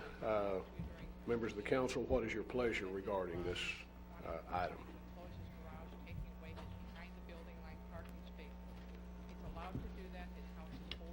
Councilmember Henderson. Move to approve P-017-02. Councilmember Markham. Second. Have a motion second. Councilmember Avery. That was for a second. Okay, any discussion on item number 15? You will register your vote, and that passes unanimously. Item number 16, Mr. Pliska. Thank you, Mayor. This is the variance to the former agenda item. This is P1702 VAR.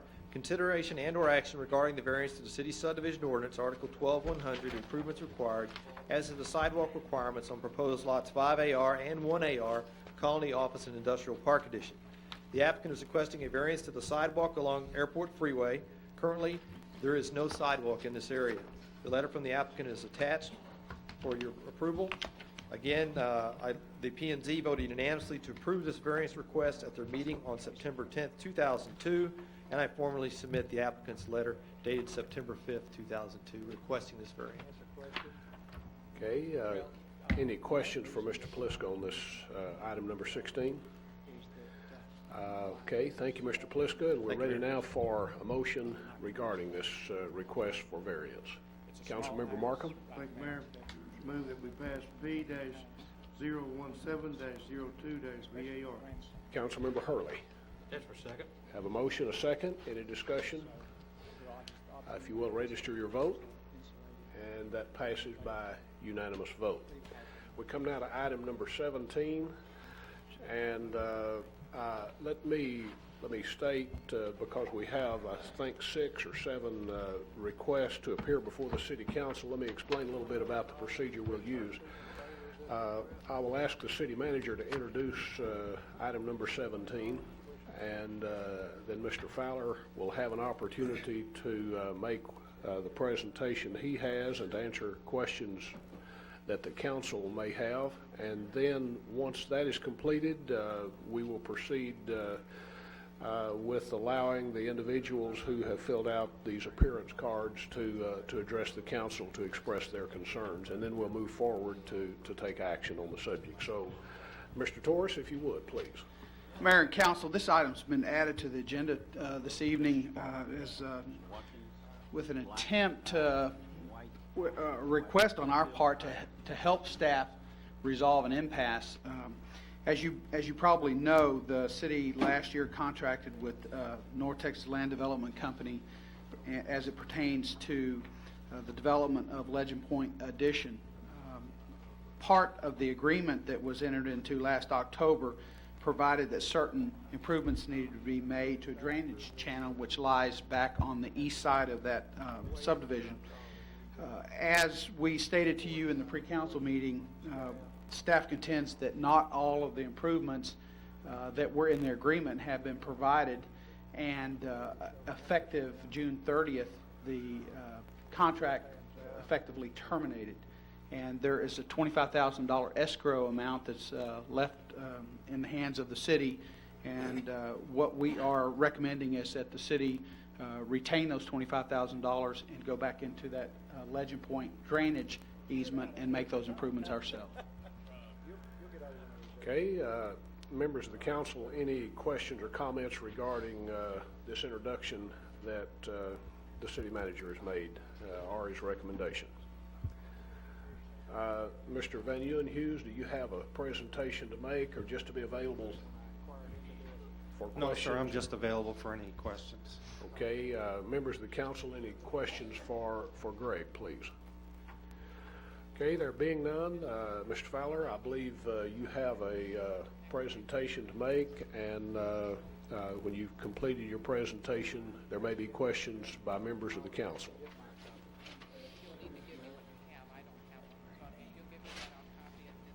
Just state my name and address. Trey Yes, Fowler, if you would, 32, please. resident 3220 Jane Lane, Haltom City, Texas. If we could, I'd like to flip through some of these, and it may help clarify some of the issues here. I took the time yesterday to go out and take some footage of some of the drainage channels and waterways that we have throughout our community, and a lot of these I have some captions with, and of course I'll explain as we go. This is taken at Lower Birdville and Thomas Road, as it says, and it shows the lack of vegetation along the banks right by the bridge there at that area. This is on the opposite side of the channel, which would be the south side of the same channel, which has no vegetation at all. Some of these are a little bit darker, but if y'all need me to point anything out, please stop me and I'll be glad to.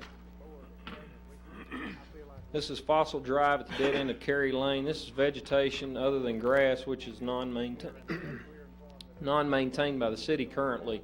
If you look at the bank on the opposite side in the sunlight, that's another area that's non-vegetated. The only thing that's growing in there are some sparse trees and some wild growth. This is the Walthall Street Bridge looking northward. This also shows that the slopes are non-maintainable and there's little to no vegetation. Actually, there's no vegetation at all on any of these waterways. Haltom Road at the bridge on the east side of Haltom Road near the Haltom Road Park. If you can see, there's up in the shadowy area, there's no vegetation. That's a new area that's been recently done construction on, and I don't know if the city has done the construction or if we had a contractor, but there was no vegetation. The next slide will show the opposite side. You can see where the construction was done, and there's no vegetation at all, and there's none that's been planted. This is looking just the opposite at Mr. Harvey's property, looking south at the opposite side of that same channel. That's the Haltom Road Bridge. On the west side of the bridge, looking south, opposite Haltom Road Park. As you can see, there's been reconstruction there, and there's been no vegetation planted, and there's been no vegetation that's showing. This is Mr. Hatley's property on Fincher Road, just on the east side of Fincher Road, I'm sorry. And this is an area that as over the past few years, I know over the past 3 or 4 years, Mr. Hatley's come before the council and asked the council to go in. This is an area that the city fixed a few years ago, and this is the maintenance that we've taken care and done on it. You can see the erosion and the non-maintainable banks that are there.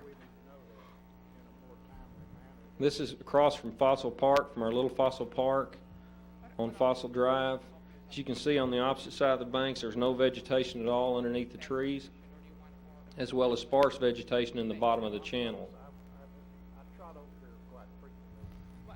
This is at Little Fossil, East Ridge, and Dana, looking to the east. As you can see, all along the banks there, we have a city manhole that's being undercut, and there's no vegetation whatsoever on these slopes, and they're non-maintainable other than possibly by manually doing it by hand. This is a shot just across there looking to the north. As you can see, there's no vegetation on the banks and the shadows in the bottom right-hand corner or across the channel either. This is the Legend Point edition. This was shot yesterday afternoon. To the top there, of course, they're a little bit dark, but there's vegetation there that's knee-high, and this vegetation was cut down in mid-August, which was 3 to 4 weeks ago, was completely scalped down, and it's already come back knee-high. This is the west side of the channel where we had some erosion problems previously, which was the main concern at the time was the erosion, not the vegetation, was the fact that we had experienced a couple of lots that had some substantial erosion. One of them was very bad. Mr. Stanley's property, he's here tonight. That problem has been corrected through this gabion structures that we did with the weir dams and the gabions. All of that's been taken care of, and we haven't experienced any erosion in that area at all. This is a shot looking from the Stanley Keller Bridge looking south on Legend Point, and I would assume that you can see that there's green lush vegetation on both sides. Actually, on the right-hand side, which is the east side of or the west side of the channel, has more substantial vegetation than on the opposite. This is an area probably where it's, and I've tried to be fair and unbiased and take some shots of areas that were not as heavily vegetated as some of the others, but as you can see, there's the green Curlex erosion control mat that's put there, and you can see the vegetation that started through it.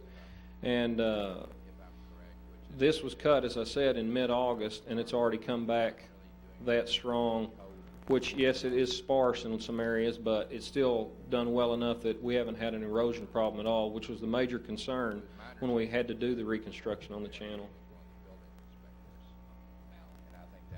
This is the Legend Point Bridge. That's grass is done very well there, which is non-maintained by the city, which I would recommend that we put some staff on and get taken care of and get cleaned up. This is just to the opposite side of the bridge, the north side of Stanley Keller, and this is another example of vegetation other than grass, and it's creating a blockage through the Legend Point channel. Every rain we've had, as one of the gentlemen had said in pre-council, that Legend Point, he backs up on the east side of the channel, and he's not seen the channel get anywhere near to full capacity. We designed that channel, which was a requirement to a 100-year flood, and we actually designed it to a 110-year flood, which was 10% more than we were required to at the time that we developed the property. This is Legend Point on the west side of the channel looking towards Stanley Keller, and as you can see, there's vegetation up and down the channel banks in the Curlex, growing through the Curlex mat, which is the erosion control mat. It's supposed to stay in place for a period somewhere close to a year to help maintain all slope banks until they have time to completely vegetate themselves. This is Legend Point rear property of 3536.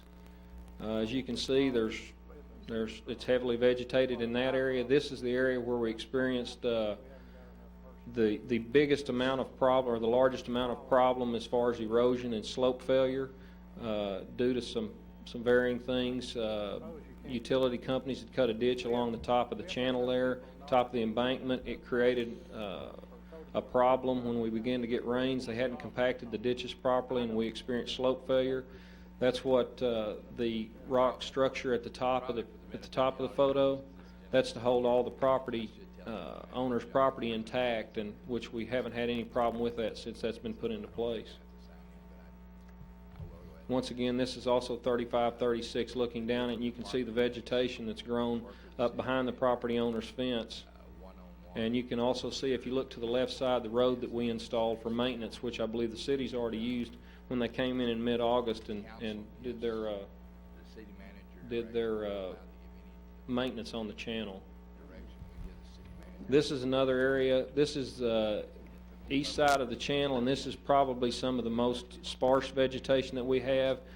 The question had been asked in pre-council about where the flow line is of this channel.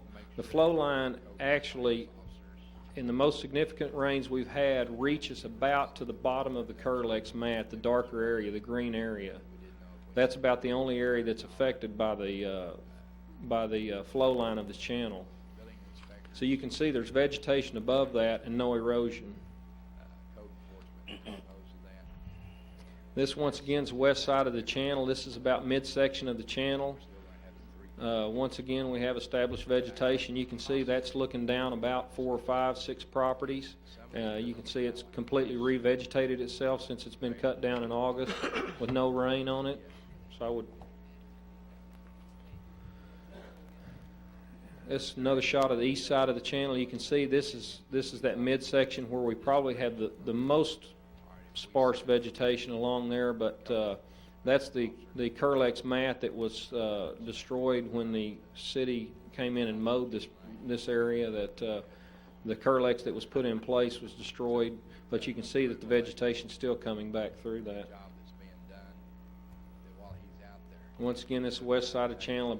This is just above the drainage easement, getting on the last third of the channel. If the homeowners are here are aware, this is where the outfall comes in from Legend Point Street coming in, and you dead end into Tommy Watkins. This is the above grade drainage channel, and you can see that this was cut down, and it's a minimum of about 6 to 8 inches in height in its regrowth. And as you can see, the east side of the channel over there in the sunlight in the top left portion of this photo, you can see where the vegetation's come back again also there. This is the west side of the channel, the last section to the Broadway Bridge. This is the last third, once again, taken at the dead end, I believe, of McKibben or the next street above that, just to the north, looking towards the Broadway Bridge.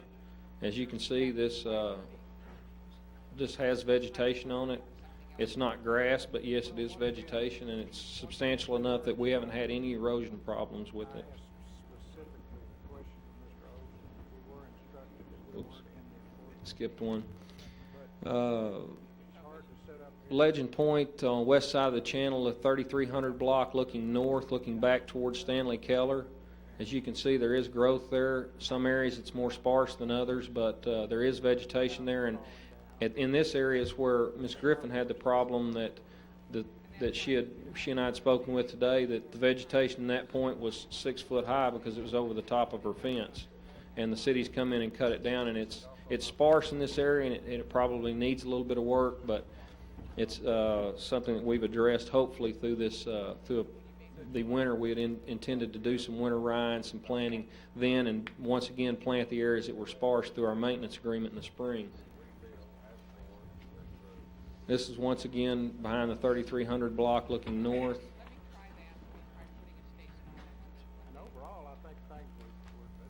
This is vegetation behind Falcon Crest. Close to Mr. Dunn's property is actually looking to the left side of this property between the Mays and the Dunn property. As you can see, the non-maintained area that's we've experienced problems with at the city, that you can see the vegetation there is at their fence or above it, which is about 6 foot high. This hasn't actually got anything to do with the board. That's another shot of that looking down their fence. This is a shot behind Haltom High School on the area that the city just did the funding on, the little over $500,000, which you can see they're establishing a good grass, but there's areas there that have been irrigated all summer or since they've had the thing hydro-mulched, and there's still bare spots within it, and you can see a little bit of erosion. Now this is just the opposite side of the same channel. As you can see, there's a huge bare spot right there in the middle, and then there's also all that's native and wild vegetation. There's no grass planted, there's no anything. It's all wild vegetation. It's another shot of the same thing. You can see the top of Haltom High School there. That's just to the right side of the bridge looking south. This is the area that's across the road that's been irrigated, or I believe that's an irrigation system. Is that correct, Greg, there? As you can see, it's not fully vegetated. It's sparse at best. And this is a shot looking towards the Haltom High baseball field across the bridge from the linear park there. And this is fully vegetated with natural vegetation on that side of the channel, which is all sunflowers and different native vegetation that's in place. And I guess what I've come here tonight to discuss with the citizens, I'd spoken with Mr. Griffin earlier today and asked if she would like to get with myself and the staff to see if we could come to some sort of resolution on this channel. I'm as frustrated as these citizens are. I've had an opportunity to go through 3 different city managers on this project. I don't know what to do. I want to finish the channel. I want to do what we need to do. We can go back to this escrow agreement that we started, and we can look. We never asked for a rain day in any of this time, which there's allowance for rain days on both of these. We never asked for any of it. You can go to section B3 under the maintenance bond, if you all can open your packets. It says a good and sufficient maintenance bond in the amount of 50% of the total cost of the improvements, guaranteeing the maintenance and good condition of the facilities for a 2-year period from the date of the letter of acceptance by the city, indicating the improvements have been completed by North Texas Land Development and accepted by the city.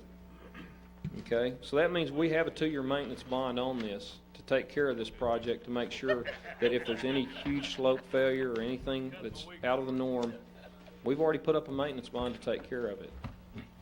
If you go down to section C under final acceptance improvement, the city will not issue a letter of acceptance until the improvements described herein are completed construction to the satisfaction of the city engineer and his or her agent. Upon substantial completion of the improvements, a punch list of outstanding items shall be presented to North Texas Land Development contractors indicating the outstanding items and deficiencies that need to be addressed in the final completion of the improvements. Upon issuance of this letter of acceptance, title of the improvements described herein shall be vested in the city and North Texas Land Development, hereby relinquishes any right, title, or interest in such improvements or any part thereof. It is understood and agreed that the city shall have no liability or responsibility in connection with such improvements until such letter of acceptance is issued. Okay? Moving backward just a little bit, if y'all bear with me. Here's a letter that we asked for a final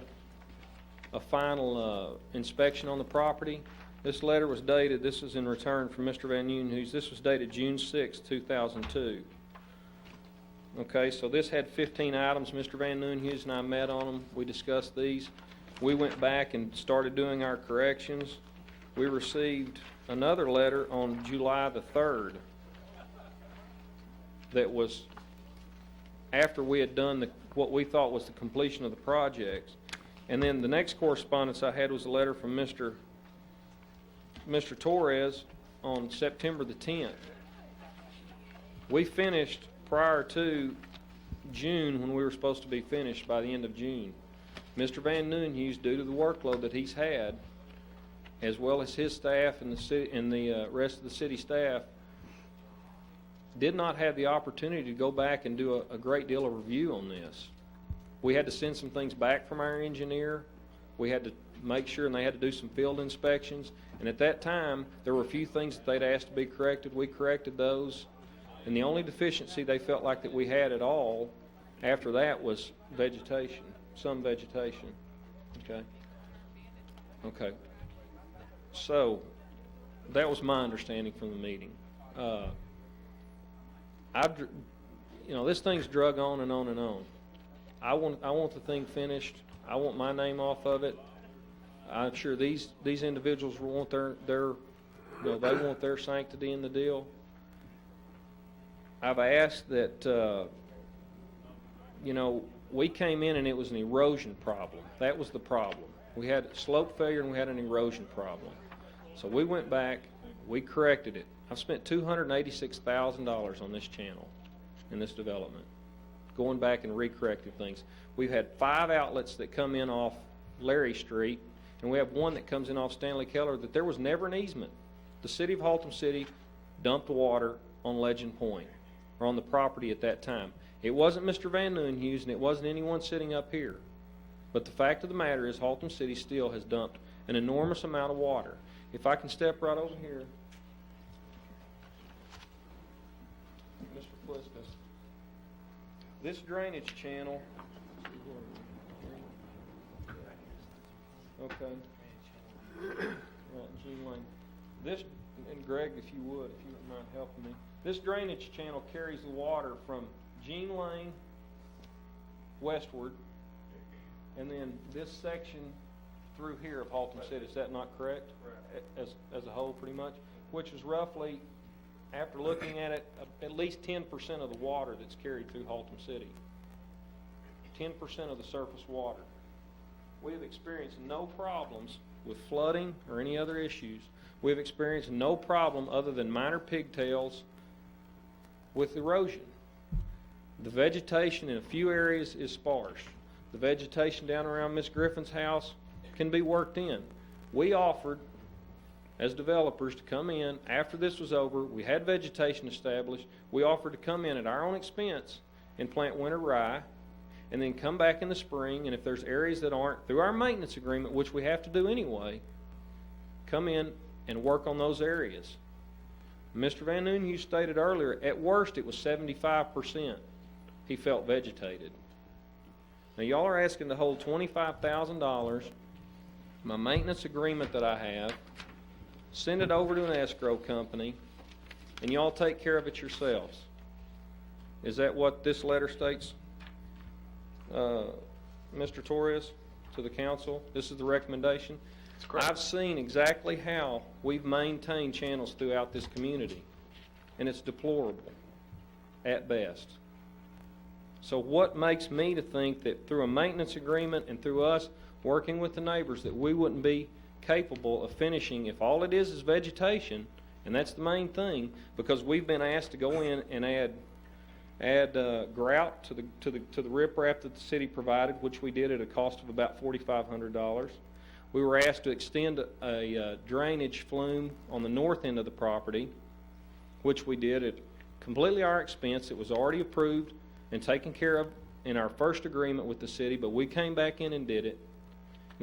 We've tried to be good neighbors and do what we need to do.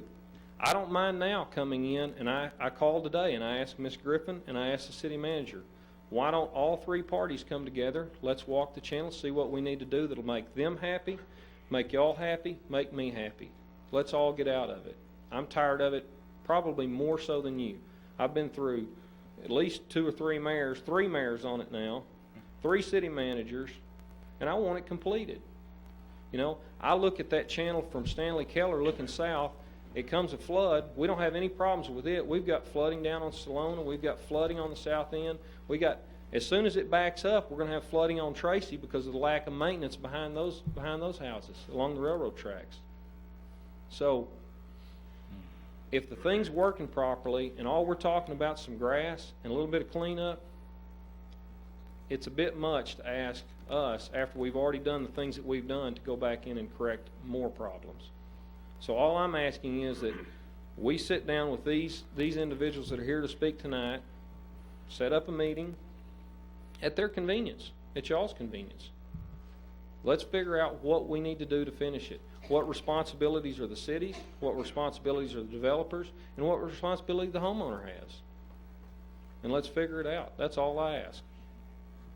I'd love to answer any questions if anyone has them, or if y'all like me, I'll be available as soon as the citizens speak. Members of the council, any questions for Mr. Fowler? Councilmember Williams. I have one quick question, Mr. Fowler. Yes, sir. On the maintenance agreement, and this could either be for you or for the city manager, Is this $25,000 forfeited? What does that do to the maintenance agreement? We still have the maintenance agreement. You'll still have, it's still being effective? We still have a maintenance agreement. Okay, thank you. But the maintenance agreement, and you said, and Greg helped me out here, the maintenance agreement begins after we accept the improvements. We have not accepted the improvements, so technically the maintenance, if we never accept them, that maintenance agreement may never be in place. Well, Is okay. that possible? Is that for 2 years? 2-year maintenance agreement. After it's accepted? After it's accepted, but if we never wholly accept it, what happens then? Okay, well, I have a question as soon as we... Okay, any further questions? Did you I have one question for staff. Whose channel is that currently? It's the city of Haltom City. City owns it. That is correct. So we own it, but we haven't accepted it. The maintenance agreement, or the drainage easement, I believe, was dedicated with the plat. It's been filed at the courthouse, and when that was done, it became officially ours. We have accepted the dedication of the drainage easement. We have not accepted the improvements itself. Somebody step up if I'm wrong. You're not wrong. Greg, you agree with that? Yes, it's similar to the roads in his subdivision. When that plat was filed, we accepted dedication of the right-of-way, but we did not accept the roads. There were none. It's the same type of principle. So once the city accepts the improvements, we're now accepting dedication of the infrastructure, and upon the date of the acceptance, the maintenance bond starts at that time. Okay, our attorney was back over here, kind of hid. He wasn't hidden. He was standing up at the end. Would you say what you did in response to Mr. Torres' question for the record, please? My response was he's not wrong. He asked me to correct him if he was wrong, and that's why I didn't correct him, because he was correct in that. When this property was platted, there are easements and rights of way that are dedicated to the city in connection with the plat. When that plat is filed of record, the city has the right to accept those easements and other dedications at that time. But that's a different issue from acceptance of the improvements that are required to be made by any subdivision that's built in the city. And Haltom City utilizes facilities agreements or developers agreements that we require specific improvements to be constructed in accordance with those agreements. And we had such an agreement with Legend Point, and that agreement has been extended through additional agreements, including this escrow agreement, because there were still some construction issues that hadn't been resolved. The bottom line is, my understanding is the city has not yet accepted these improvements, and that's the reason why we're here tonight, is we've got an issue on whether or not the escrow payment that was made to guarantee that these improvements were constructed in accordance with the agreement. The issue is whether or not that has been finalized, and if not, then the council needs to decide whether or not we want to forfeit the escrow money so that the city can complete those improvements, or do we want to work out some other resolution of this matter? Could I ask one more question, Mr. Mayor? Yes. Under final acceptance of improvements, as I read earlier, if we clarify this, and this may be for legal staff, city's not to issue a letter of acceptance until the improvements described herein are completely constructed to the satisfaction of the city engineer or his/her agent. Upon substantial completion of improvements, a punch list of outstanding items will be presented to North Texas Land Development's contractors, indicating the outstanding items and deficiencies that need to be addressed for final completion of improvements. After we asked for this June 3rd letter and we went in, we received it on July the 3rd. That's after the deadline. You know that's wrong. That's after the deadline. So, what are we to do with that? Mayor and council, this is a very awkward situation where staff has been placed in a situation at odds with a council member. And even though the council member has stepped down, it's still a very difficult situation. And my directive to Greg prior to the meeting, and my desire was that staff would not be pitted against Councilmember Fowler this evening. We have no desire to debate this matter with him publicly or privately. I think y'all all understand the facts. You've all been given an opportunity to go out there and view it yourself, and I think that's really what it boils down to. You have to go out there physically on the ground, look at the contract, and make the determination yourself. Is it acceptable, or is it not? If it's acceptable to y'all, even though it may not be to staff, simply direct us to do whatever you want us to do. We can turn over the $25,000, or we can retain the $25,000 and put it to good use and make the improvements out there on the drainage ditch that was originally intended. I'm just trying to shut this down because I have no desire to get any of my staff or myself in any kind of heated debate with Councilman Fowler. Councilmember Fowler. No, sir. First of all, I didn't recognize myself as Councilmember Fowler. I'm a resident. Okay. I own residential property, commercial property, and industrial property, all within the city limits of Haltom City. I did not distinguish myself as council member. I came tonight to speak as a business owner in this community. Okay? So let's clarify that. I didn't call one of the council members, not one of them, and ask them to go look at it, to go do anything. I haven't intervened, not one. If anyone up there, would you please recognize yourself if I've asked y'all in any way to do anything regarding this channel? Not one person. I haven't asked the staff to do anything out of the ordinary.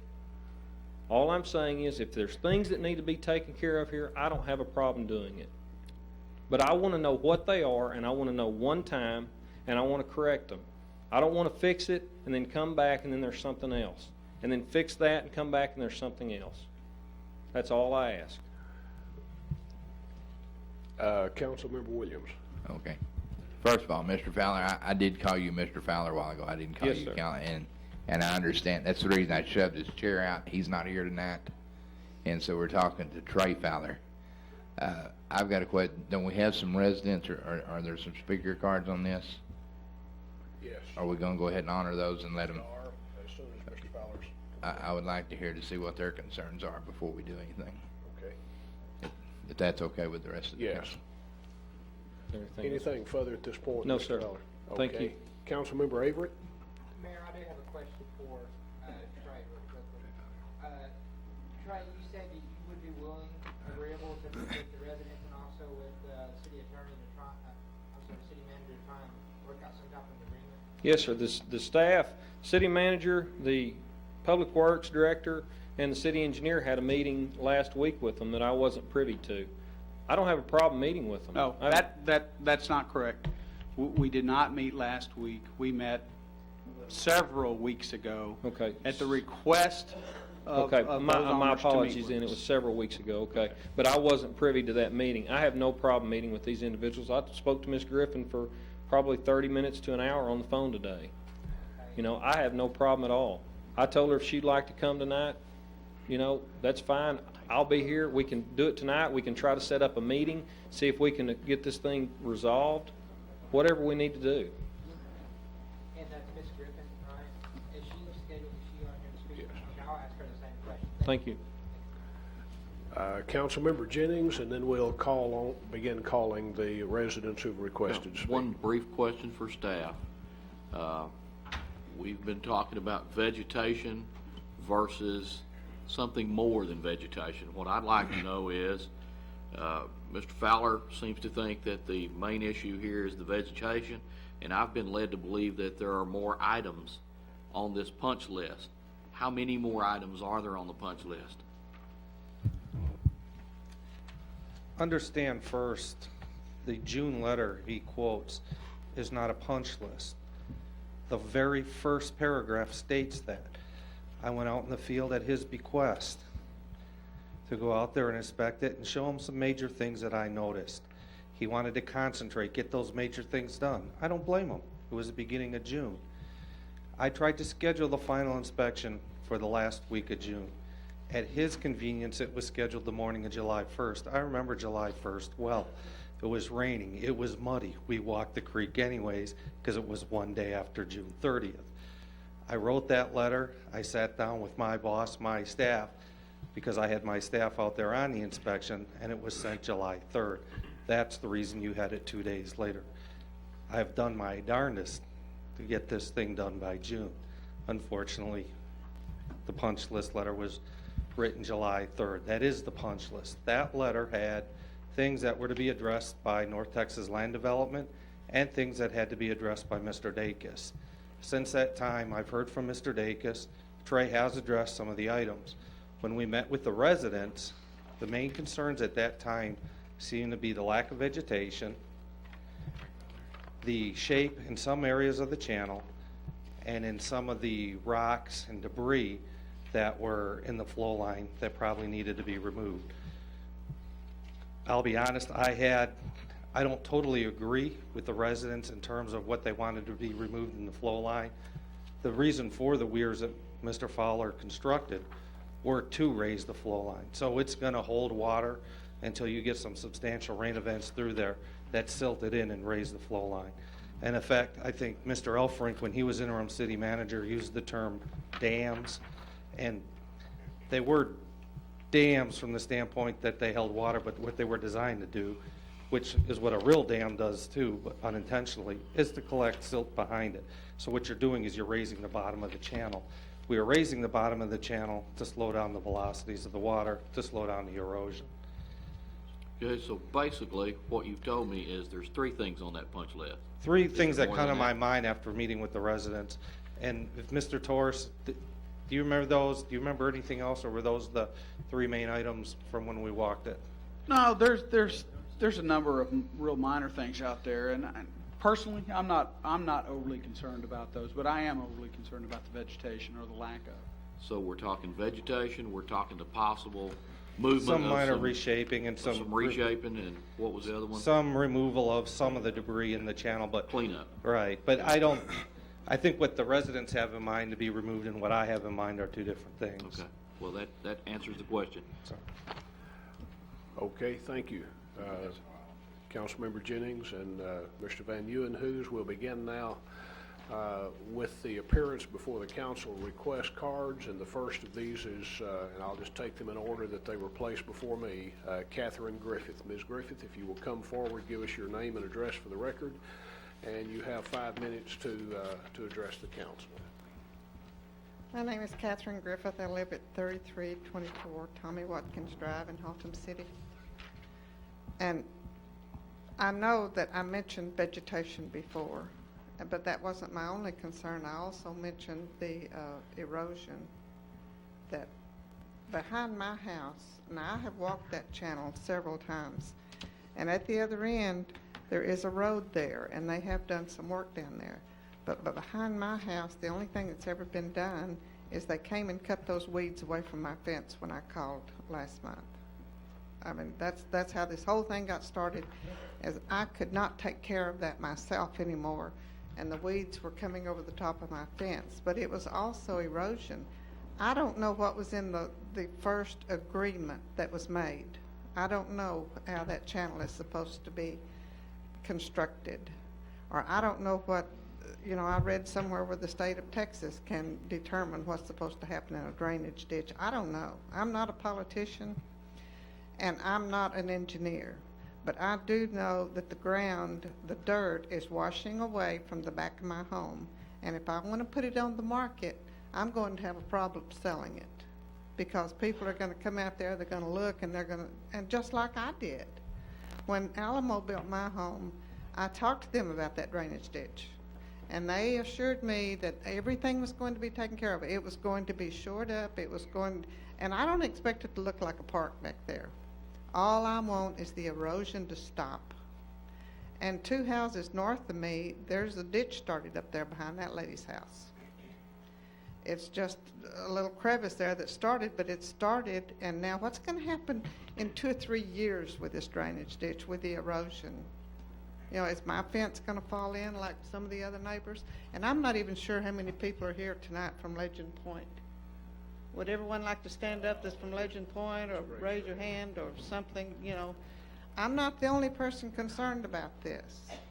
And the only thing is, and I've got letters and I've got things that happened all through the last 2 years since I've been living there, promises from one person then another, and still, I'm still concerned about the back of the ditch caving in back there. I filled up a hole myself that was 2 feet wide and about 5 or 6 feet long and 4 to 5 feet deep. I did that myself. And I'll be 65 years old in December. I don't need to be out there carrying rocks and dirt and all this kind of stuff trying to take care of somebody else's problem. And the city told me it was I called about that, and the city told me it was the utility company. Alamo told me it was the city. Then the city told me it was North Texas Land Development. I don't know whose problem it is. But I know it's somebody's problem besides mine. I shouldn't have to be back there doing that work. And when I called about the weeds, y'all did come out and cut them. But I was not told anything, well, if we'll leave this vegetation, then we're going to come back and do something else, and it's going to be repaired again. Because I've been told too many things the last 2 years. For 2 years, I've been having promises. And when I called before and everyone came out, I mean, everyone was very nice. Mr. Torres and Mr. what his name is that I can't pronounce his name, Craig. And everyone, you know, was agreeable. We walked the banks. They said, well, this is not right. We don't agree with this. Something needs to be done. So if I could have a copy of the original agreement of what's supposed to happen.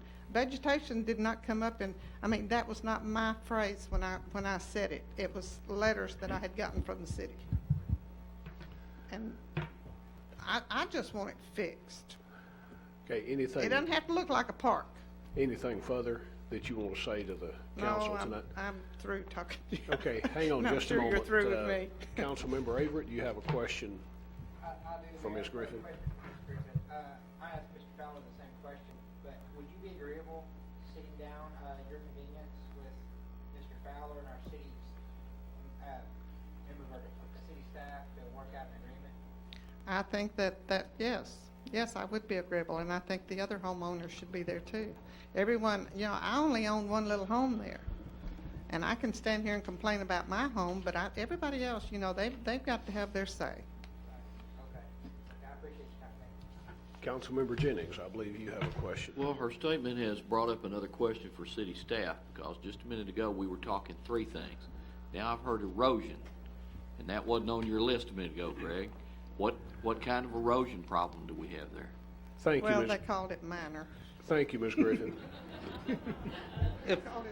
If I understood Mr. Averett correctly, what he was recommending or was asking, I don't think Mr. Averett had a list in mind. I thought my understanding was from the meeting with the residents, city staff, and Trey, we would walk the creek, would identify all the problems. That's the way I took what you were saying. Exactly. You know, that everyone would get together, identify the problems, Right. and work to rectify those problems. No, we're going back to a minute ago when I was talking to you, and I was talking about the punch list.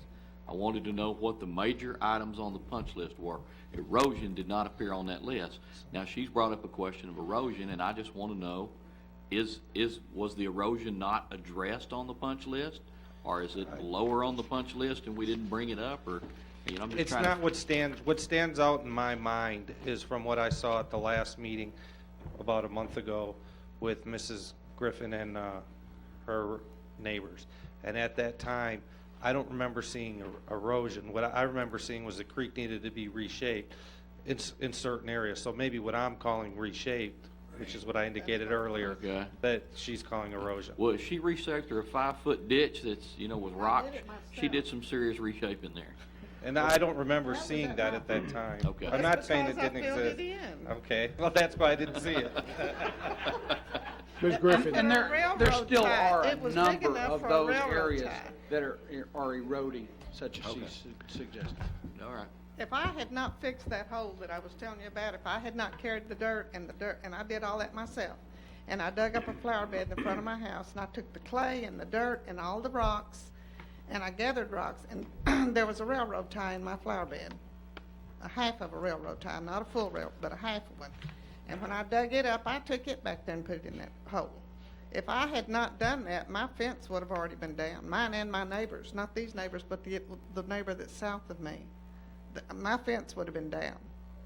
But I went out there and filled it up myself. But I can't take care of that old ditch back there. Thank you, Ms. Griffin. We appreciate you appearing before us tonight and expressing the concerns you have. So, All I want is what was promised in the first place. That's all I want. okay. I don't want my fence to fall down. That's all. And I would like to see a copy of that agreement. I mean, I don't know what the city said, that everything had to be done. Ms. Torres, with regard to her request for a copy of the agreement.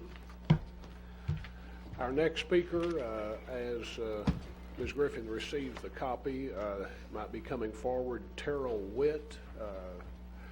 If you would, sir, you have 5 minutes to address the council on your concerns regarding this. If you'll give us your name and address for the record, please. My name's Terrell Witt, and I live at 3328 Tommy Watkins. And I live next door to Ms. Griffin, and we have had quite a problem back there. But it seemed like that erosion and just not doing what we've been promised, like she said, for the last 2 years. I've been there a little over 2 years now, and up until the city came out there and cut the weeds, there was never nothing cut down or nothing. And I kept mine mowed. I had a gate in my backyard and fence, and I kept my lot mowed off. But she and another lady couldn't, and they did grow up to over their fence, the sunflowers and all that. But what we are complaining about is the letters that we got from the building and everybody stating that what that they was going to do, and they should do all those things. And that's all we're asking, is just for that to be done. Now, the creek itself, there's been concrete poured in it and all that stuff, just blocks of concrete that was hauled off. Mr. Torres saw some of that out the other day, that we mentioned that, where they dumped from that street down there. And you know what I'm talking about. Yes, sir. And they filled it up, and what they've done is made a mosquito hole there. That water used to drain on out behind our houses there and dry out in this time, but it hadn't done it now. It's just staying there. So anybody can see, and they made those little dams, and I know what they're trying to do, but it looked to me like that water would come on down through there and flow out. If it was done right to begin with, they wouldn't need all this riprap and all that stuff they put up there. And y'all ought to walk that fence again. You go down there on the lower end, down there close to his place or his mother's place, or somebody that lived down there, where he built this new house down there, or whatever it is. I understand that there's a little controversy about that, but anyway, it's just pulling away from everything. They never did pack that dirt in there. They didn't do nothing. And what they did come in there and tear up most of it. It was settled in there, and they uprooted trees and all that. He's talking about vegetating. Why didn't they leave them trees there if they're going to do that? They come in there and knocked all them down and took all the vegetation and everything out. All they've got is a bunch of loose dirt up there now. And if we ever get a very big rain, it will definitely. There's a couple of people here now that's their fences, one man's fence, and I think y'all know about him. It had to be set back 2 or 3 times. Another lady's fence, we went up there and it's sitting up there like that. Instead of being flat on the ground, it's sitting up there. It washed off about 3 or 4 foot.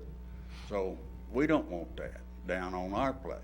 All we're asking is to do what was, like I said, was promised to us. As you know. Anything further, Mr. Witt? Members of the council, any questions for Mr. Witt? Thank you, Mr. Witt. Our Okay. next. I've got a question, Mayor. Oh, I'm sorry. I didn't see your light. I apologize.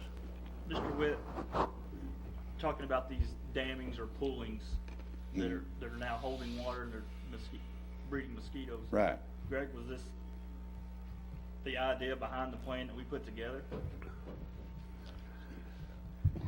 it's going to take some time. It's going to take a few significant rain events. And what the plan is the flow line goes like this, and it's rather steep. In order to flatten it out, you have to build in dams. And what'll happen is when the water flows through there, it flows with sediment. The sediment falls and eventually no longer holds water behind the dam. In fact, the dam goes away. That happens even with the Hoover Dam. That's just a natural occurrence with water flowing downstream. So it's over time. It'll fill in and the water. Correct. I'll bet you this time next year we won't be having this discussion. Okay. Those Gabion weirs, dams, whatever you want to call them, were constructed this spring, and we haven't had enough rain events in order to raise it. But in the meantime, right, it's holding water. Okay. Thank you very much, Mr. Witt. Our next speaker is Gay Klein. Ms. Klein, if you would come forward, state your name and address for the record, and you have 5 minutes also, please.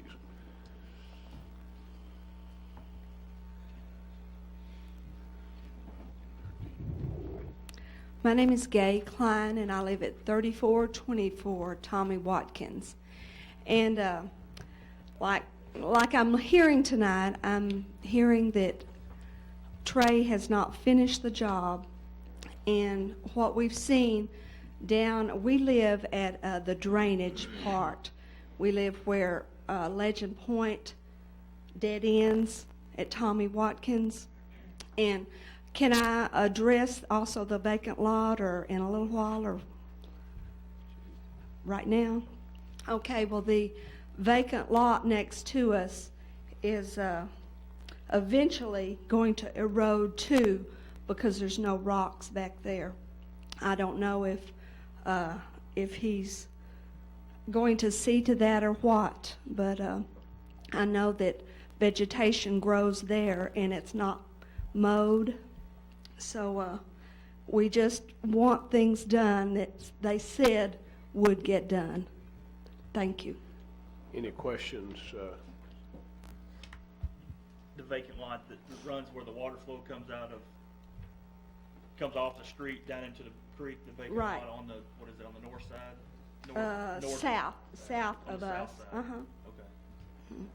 Is But that a lot that's vacant is going to be sold to build a house? No, and that's something else. Well, I'm not opening that can of worms. Okay. But I have to call repeatedly to get that lot mowed. And, like I said, it's probably going to be eroded back down in there, and I don't know what's going to happen to it. Thank you very much, Ms. Klein. The next speaker is Angela, and I don't know if I dare try to pronounce your last name. Daragowski? Wow, I am impressed. I'm impressed that I could say that. You say it just like it looks. Great. Really, I'm blessed not to have any erosion problems. If you would give us your name Oh, and I address for the apologize. record, please. My name is Angela Duragowski. I live at 3552 Tommy Watkins. I'm blessed not to have any erosion problems, but I do invite any of the council members at any time to come to my backyard, stand up on the ledge that I always do, and look down upon the property in the creek. It definitely gives a different view than the pictures we saw here tonight. You see an accumulated effort, of course, when you're looking across.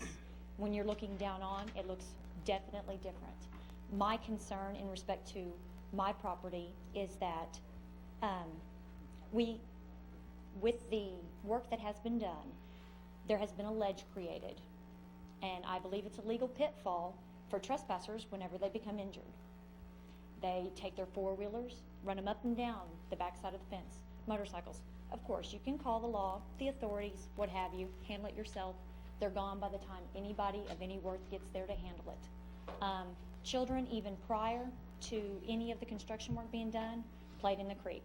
I handled it with respect and, with as much kindness as I could. They're gonna get hurt back there. There's waste material, there's building materials. Eventually somebody's gonna get hurt. If it's made where they can continue to get down in there. I'd also like the council to know that in respect to the drainage improvements, that one of the methods used to secure one of the rock levees that Greg was talking about was a method of taking probably an 18 gauge steel wire and extending it about 10 to 15 feet from the rock levee into the middle of the creek and attaching it to my fence post. There was about 4 of them, which created a clothesline across this ledge that children, adults, what have you, speedily go up and down. It's about a 5-foot ledge. That's not safe. I don't believe it's the correct purposes for securing that. I mean, that's my fence. I feel like it could be done in another manner. And my concerns is, as a community, mine are minor compared to theirs. But I feel if we all stand together and all of our concerns are seen, then perhaps something can be done. And in respect to all of us meeting together, I think that there should be a more diligent effort in order to contact the homeowners. It has been very sparse. It's been mostly what would seem to be such as gossip, but really it's concern. And the notices are left where the homeowners wouldn't even find them. So we do have an interest if we know, but it's been 2 years that none of us have known. So we're just waiting with questions, really. Questions or comments for Ms. Daragowski? Councilmember Henderson. I guess I'm the one that has any questions. Are the wires still attached to your fence? No, I went back there and took some wire cutters and cut them because it's my fence and I'm not gonna have, I mean, the fact is in our society, you know, we're gonna blame somebody else all the time. And it's just, it wasn't safe. I mean, it was something that literally, I mean, I know it's a very clothesline. Somebody could have gotten really hurt. You don't see 18 gauge wire as you're going down there. One other question, Mayor. You're talking about a cliff or a road or what? Is it something? There's a ledge, probably about the distance from the podium to the edge of that counter, if not wider in some sections. They take the 4-wheelers down there. Is that from the fence to the creek, out to the creek? To the incline, behind my fence. Is that all the way down? Yes, it is at question least for staff until then. Gay's property, which would be the, which I've never went further than that. To 3424? Yes, and it's very accessible. Another I would question be for invited to staff go back then. there. When we get finished. Okay, you want to ask a question for Yeah. staff now? Was that road intended, was that in part of the project? Right, the most recent version has the road there, and the road is for our access, so that we can go and we can maintain the creek, so. So that's not a North Texas land development problem? Well, until we accept it, it is. I understand, but I mean, it was in the plans to be built. Not originally, but, right. The most current, what's been approved has that road there. Okay. This agreement Has the road in it? called for it, right? This lady. No. Or the modified agreement that we have here. Is that, The road wasn't perceived back in October when this agreement was signed, and Trey started working on the channel. His engineer, did he come up with the idea to have the road? And the road actually did too. The city wanted a flat spot so that we could maintain it, and we were looking at the flat spot being right where the fences are. It was darn near impossible to put it there and still be able to maintain the channel from a constructability standpoint. His engineer came up with a solution where you do have the road, but now it's a few feet away from the fences, and it did 2 things actually. We got what we wanted, was a little bit easier for Trey, and the third thing is by putting the road a little bit lower, you did increase the volume of the cross-sectional area, the volume of the channel, which would mean that the channel could hold more water in the event that it had to. That answer your question, Councilmember? Yes, thank you. Councilmember Averett, did you have a? No, they answered it, Mayor. Councilmember Williams? Yes, sir. I'm impressed that you knew what gauge wire was. This road behind you and where your fence is at, and I'd like to ask each one of y'all as you come up after this, your fence, if you built it there, is it built on the property line or inside the property line or outside the property line? It's well prior to the easement. It's within your property line. Thank you. In fact, just if I may make the comment, I had been told, and by my, the records that I received when I purchased the home and the land, my property goes to the middle of the basin of the creek, which means I'm liable for it, should anybody be injured or such as, in respect to things like that. No, that's not right. I don't know that to be true, but Can you address that, engineer? Because I know farther north it is on a I don't different believe that's project. true for any of the properties in Legend Point. I believe, is the creek a separate lot? Right. Right. Her property line is on the easement line. In fact, we had all those properties surveyed when Mr. Elfrink was interim city manager. And for the most part, all the fences, except for one or two, were within 4 inches. So that's where my Within line one- stops then. Okay, that's It- fine. But it was one way or Trust the me, other. I don't want it. Right. So, But it does concern me about the method of tying up to my fence, it being mine and on my line. You know. Okay, thank you. Thank you very much. I Thank you. appreciate your Oh, presence. one other thing I'd like to add, which Quickly, please. the flood line that he showed in the pictures, we've had some recent good rains. It's much higher than that, and I would say that, and Dave might agree, I'm one of the most highly elevated land positioning in respect to that, and it was still up to the very bottom of my fence, and I'm one of the highest properties there. Thank you very much. Our next speaker, John Patino. Mr. Patino, if you would come forward, give us your name and address, and you have 5 minutes to address the council.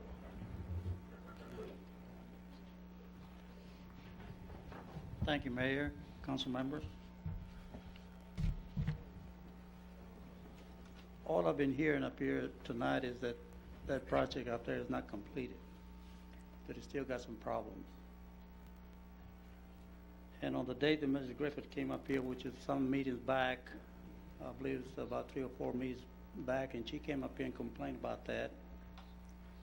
Then later I learned that the city still had some money that was holding as an escrow. Mr. Patino, I failed to, just for the Yes, I'm record, sorry. do you I'm mind sorry. I'm stating your sorry. name and address? My name is John Patino, and I reside at 1901 Haltom Road. Thank you. Please go ahead. Pretty far away from Legend Point, but I'm still concerned about that. I got some questions, and only one question. I don't have, all I'm saying here tonight is out of my memory. I don't have records. I've been quite busy, so I have not been able to request the minutes of the meeting of May the 13th.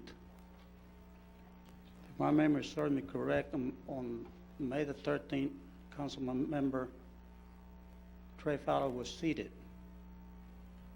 But prior to that, I was still a member of this council. And it was established that he no longer had conflict of interest, financial conflict of interest with the city, due to the fact that everything was completed and his deposits were returned. I got a stub of the check here that shows on the May the 7th, $55,000 were returned to Mr. Fowler. On the stub, it doesn't show his name, but on this purchase order, 02-2623, dated May the 7th, 2002, and it was for Mr. Trey Fowler. So at that time, it was my understanding that that project was completed, finished, and it was given the final inspection by our city engineer, Mr. Van Usen. That's the way I understood it. So if it was completed then, and it was established, and that's why that I even myself, I voted to seat Mr. Trey Fowler based on the information that I got from staff, that the final was given to him. If I remember, I heard it somewhere that Mr. Van Usen was on vacation, and he came back specifically to inspect that project, and after he done that, he finalized it and returned the $55,000 check to the North Texas Land developer. On the purchase order, the name of Mr. Fowler appears. So that's my only question. Was the project done then, or is it still in? I know it's still going on. It's been going on for the past 4 years. I don't expect an answer right now, but maybe later, and I will visit with, I will make an appointment with Mr. Torres and later. If I could explain the $55,000 for your benefit and everyone else's, in this agreement that was entered into between the city and North Texas Land Development, part of the agreement was the city would contribute $30,000 toward certain improvements. Mr. Fowler put up $50,000 in escrow. The $55,000 that was the check that was cut to Mr. Fowler was half of the escrow, $25,000, because he had met certain milestones required in the agreement. $25,000. The other $30,000 was the city's contribution toward the project, because again, certain milestones have been met. And that's how we arrived at that $55,000 payment that was owed to Mr. Fowler.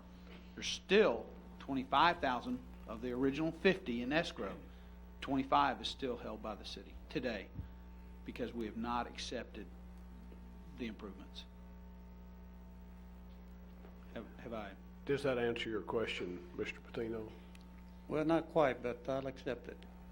The reason I say not quite, because this project was still the same project that started about 4 years ago or longer. Like Mr. Fowler said, that he had dealt with 3 managers and 4 mayors. Right. And it's the same project, so this project has not been completed, even though there was some money refunded back. In my opinion, and I'm not a lawyer, but in my opinion, that conflict was still there at the time that he was seated. Thank you very much. Thank you, Mr. Patino. And our final card to appear before the City Council on this item is Mr. Paul Stanley. Mr. Stanley, if you would come forward and give us your name and address for the record, and you have 5 minutes to address the council. I'm Paul Stanley. I live at 3536 Tommy Watkins Drive. Anyway, I've been fighting this for ever since I moved in.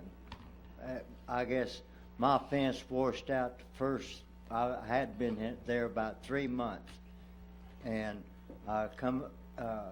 we had a big rain that night, and I come out in my backyard, and all my fence was gone down the creek.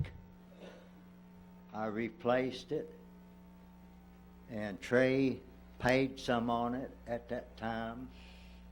And anyway, it continued like that for 3 different times. I kept moving it in. I finally wound up, I had bought me a big tree that was 5 years old and put in the backyard, hoping to keep this from washing away. And I had moved my fence up to just where the tree was, which was about 10 feet in my backyard. That's all the yard I had was about 10 feet. And the rest of it was down in the creek. And this has went on all these years. And I was out there one day checking it over and fell and broke my hip. And, everything. But, I talked to Trey. At first we could get along and everything, but after I fell and broke my hip, he didn't want to even talk to me. He talks to me now. I appreciate that. I know, everybody up here in Haltom City has treated me like shit. Sorry about that. Mr. Stanley, you are out of order. That type of language is not permitted in the council chamber. And if you do continue with that kind of language, we'll have you removed from the chamber. I'm very sorry. I shouldn't say that. I get excited sometimes. This has been a thorn in my back. I put my life savings. I worked at Bell Helicopter for 34 years. And I put my life savings in this house down here, and I wind up with, I couldn't even give it away until a couple years ago. I think it was last year. I built me a brick wall 5 feet down in the ground because that's where my backyard sit, 5 feet under. And I had to put 9 loads of dirt in my backyard to build it back up. Trey and them pushed the dirt down from the creek up on the other side, and you can't even see my brick wall. But I don't think it'll go anyplace. Anyway, I put my fence back on it, up on top of the concrete wall. Anyway, this letter here says that, they told me all about they was gonna take and do this work, and they might have to remove some of our fences, but they would replace it whenever they got done. Well, I had a temporary fence out there with a wire strung, not wire, but this orange stuff for construction sites, and I had it up so nobody would come up and fall in that hole there. So anyway, they moved that temporary fence, and when they completed the work on the creek and everything, I asked them to give me my posts back, and I'd put them back up. And they wouldn't even give me my posts back. I had to go buy a new post. And you state right here in a letter that you would put the post back up and everything. And I don't understand that. If a man puts his name in black and white, he ought to live by it. And it says it right here. I don't know who this guy is, Patrick something. Elfrink.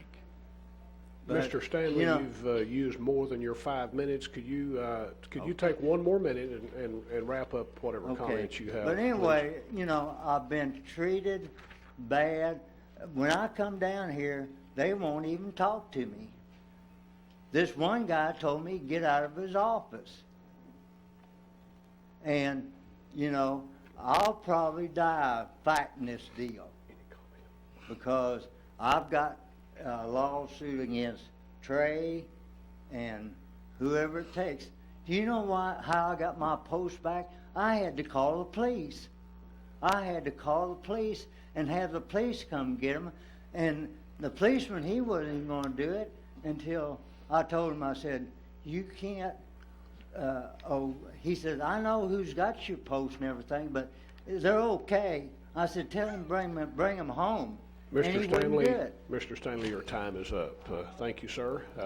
Councilmember Williams? Mr. Stanley, if I could bother you for just a second. You said you moved your fence. Did I understand you say you moved your fence 3 times? Stanley, 3 or 4 times. I lost count. When you originally built your fence, did you build it within your property line, or did you build it outside your property line? Yeah, it was right on the property line. Okay, thank you.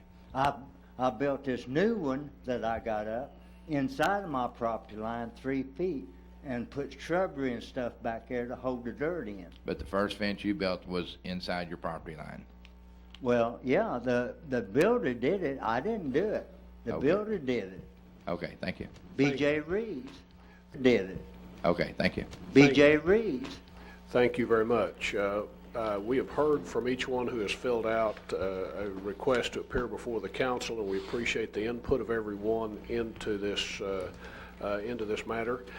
We're ready now to move forward. We've heard from Mr. Fowler. We have heard from the people in the neighborhood. We've heard from Mr. Torres and from staff.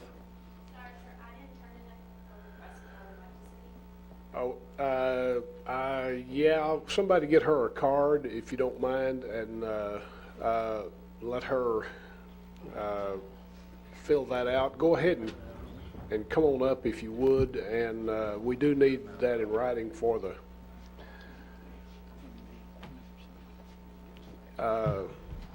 if you don't mind, fill that, just put your name and address on that card and hand it to Councilmember Jennings.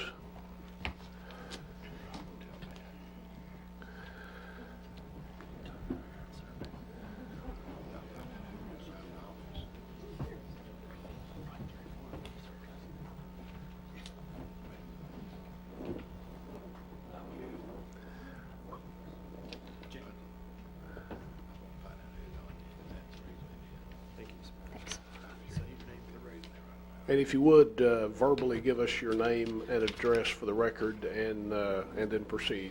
Okay, my name is Julie Myers. I live at 3540 Tommy Watkins, and I am the neighbor of Paul. And he did, in fact, move his fence in probably 3 times to have virtually no backyard. But what my question was I know that Mr. Fowler did take some time to take pictures of erosion property in erosion areas.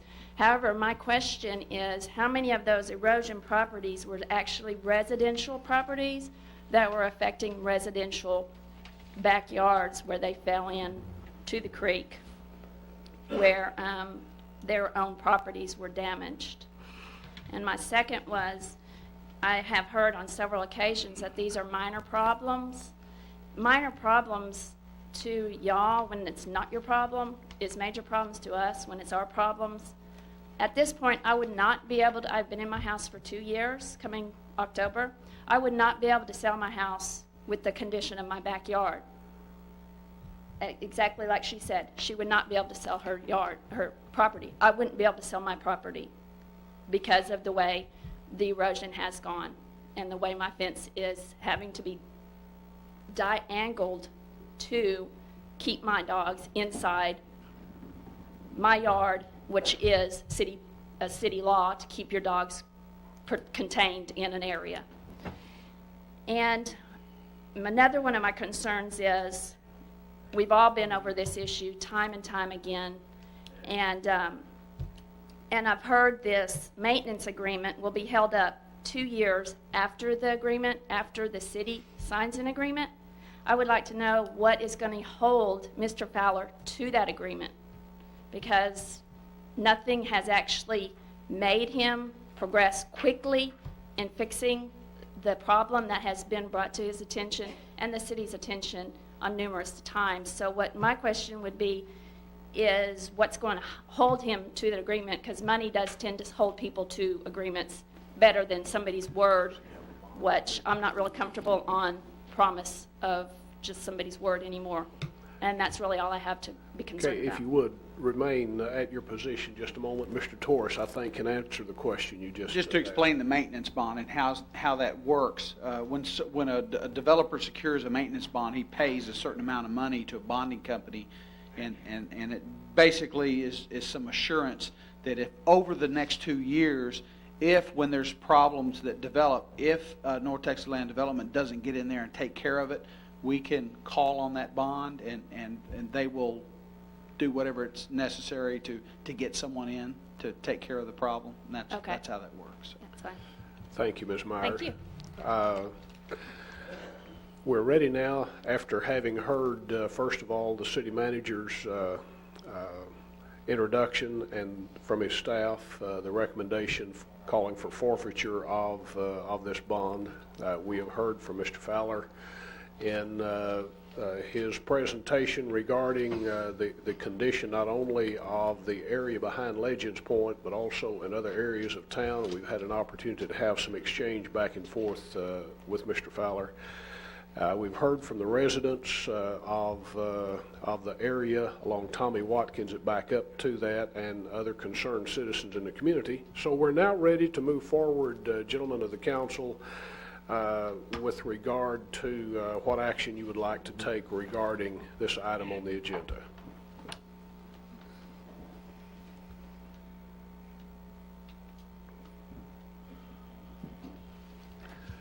Councilmember Williams. I've got a question, Mr. Marion, for the Yes, city sir. manager. What we're in fact in question here tonight is whether or not to forfeit the $25,000 that Trey has, or Mr. Fowler, I'm sorry, that he has posted, whether to approve or deny that. If the city takes this project over and the $25,000 is forfeited, my question to the city manager is, how long will it take to get these people's property fixed? And will that $25,000 cover it? I'm not sure about the time frame. It's going to take several months for us to accomplish certain things, and let me explain why. We're looking at winter here upon us pretty soon. Probably the best thing that we can hope for in terms of establishing good vegetation is just to overseed with winter rye. That'll basically buy us some time, get through the winter, and then come back in the spring with probably a more permanent plan. So, we're talking several months before we could do that, because there's probably some of that mesh that needs to be put in place. I think there are certain areas that are going to require some topsoil, hydromulch potentially. There are a number of areas that are going to require where the erosion is taking place, and we've mentioned minor things. Those are minor to address, to get in there and correct those erosional problems. But the simple fact of the matter is, if you don't establish vegetation, you're going to continue to have more and more of those erosion areas, and you're constantly going to go back in there and correct them. And that will only be minimized through vegetation. Even with vegetation, on occasion, through time, you're going to get areas that will start to erode out. But to your maintenance bond, conceivably would address that, and that's the reason all along I've said that my major focus was vegetation, because assuming we had that 2-year maintenance bond, North Texas Land Development would be required to address those point areas. But if we took it over, the other part of your question was, will the $25,000 do it? I'm to tell you the truth, we haven't laid out a formal plan and looked at cost estimates. I suspect $25,000 would not do it. But what would probably be required is some utilization of some city crews doing part of the work, and possibly the $25,000 paying for materials or some combination of, to stretch it to get it to the point where we do the very most that we can. Well, in the summer of '98, I don't remember exactly which month it was, North Texas Land brought this before the council. I was just newly elected on the council, and I took up for North Texas because we were in a drought at that time, and you couldn't plant grass and grow it at that time, regardless of what type of grass it was. We had a drought and couldn't get the water to it. With winter being here, I don't know what these neighbors are going to do as far as the erosion. Erosion's, they've got 2 years of erosion plus. I know it's got to be 4 years with some of them. I want to do what's right for these neighbors, but I don't want to take Mr. Fowler's money if he's going to fix it right away. If we're going to take the money and we're going to sit on it until next summer, that's no fix for these people. We need to figure out something that we can start in right now that will be a fix now and won't be a fix down the road. So, what's here is, do we want to forfeit the money to the city? And if we do want to forfeit the city, I want the city immediately get started on working on it and not wait until spring. What will happen, we'll have winter, we can't work on it winter, and in this spring we'll have too many rains and we can't work on it. And the next thing we'll be doing, we'll be sitting next summer and it'll be too hot to plant anything. And so there's an excuse for every season. So whatever we do, I want to make sure that we make some sort of direction to go toward fixing the problem. Anything further? Councilmember Averett.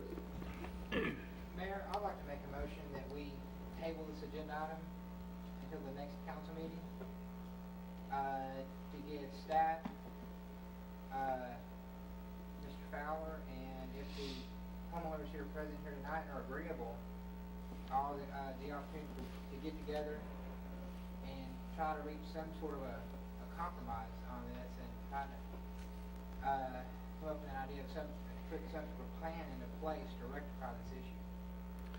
Okay, gentlemen, you've heard the motion. Do I have a second?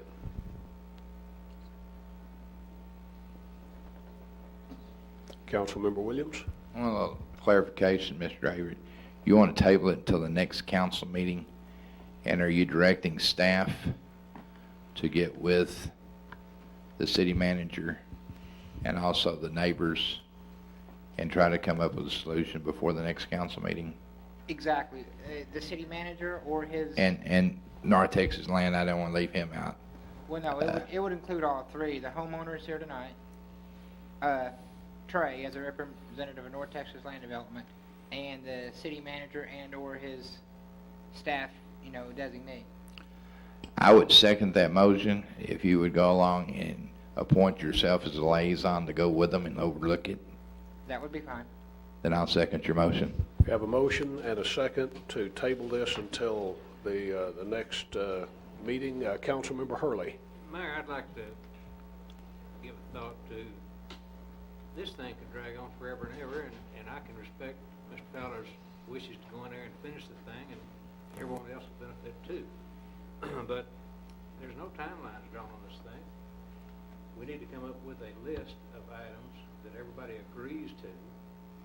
It can be brought back to this council, and the council will approve of it, so that we can say, this is it, it's finished. When this is done, the job is finished. Because you're going to have homeowners up there that are going to be dissatisfied with one thing or another. So you've got to have a stopping point to where all these complaints are going to have to be finalized. Are you saying that as a part of this motion and part of this process, you'd like to? Carry it on through to a logical conclusion, because you can't just say arbitrarily, we're going to resolve this by sitting down and agreeing to do something. Well, hopefully on second that's what they would bring to us with the staff and North Texas and these neighbors, if they're willing to come. I don't know, I can't speak for y'all. I don't want to volunteer y'all for something you don't want to do. Does someone want to be a spokesperson for the group, or a couple of you, and say whether or not you would? I think primarily all we want is what we were promised. That's all we've asked. Wait just a moment. Wait, we've got to restore order. If you're going to speak, we need for you to come one at a time back up to the podium. And while you're coming up here, I want to ask Mr. Torres, in connection with Councilmember Hurley's suggestion to make comment on staff feasibility of being able to do that between now and the next council meeting. If you would just briefly, Mr. Witt. Yeah. Well, like I said, I think I can speak for most all the homeowners. All we've asked is to just do what we've been promised, get what we've been promised, and no more, no less. Like we said, we're not expecting that to be a country club back there, but down there where they're talking about that road that they're driving over down there, yeah, it's way down on the far end behind his house or whoever's his folks that live down on the north end of there, right off of Stanley Keller. But on up there by where we're at, it comes up to a peak, and that's why there's not very much vegetation. If they flatten it out there, it would grow vegetation a lot better and all that. Mr. Witt, these are the kind of things that can be addressed when the three parties are able to sit down together. So, well, Mr. Torres and this gentleman here and all came out there and they looked at it, and I think they know what I'm talking about. Okay, thank you very much. It should have been flattened out somewhat like that was down there on the lower end, but that's down there where, nobody gave a blame about till they finally come out there and mow the weeds down.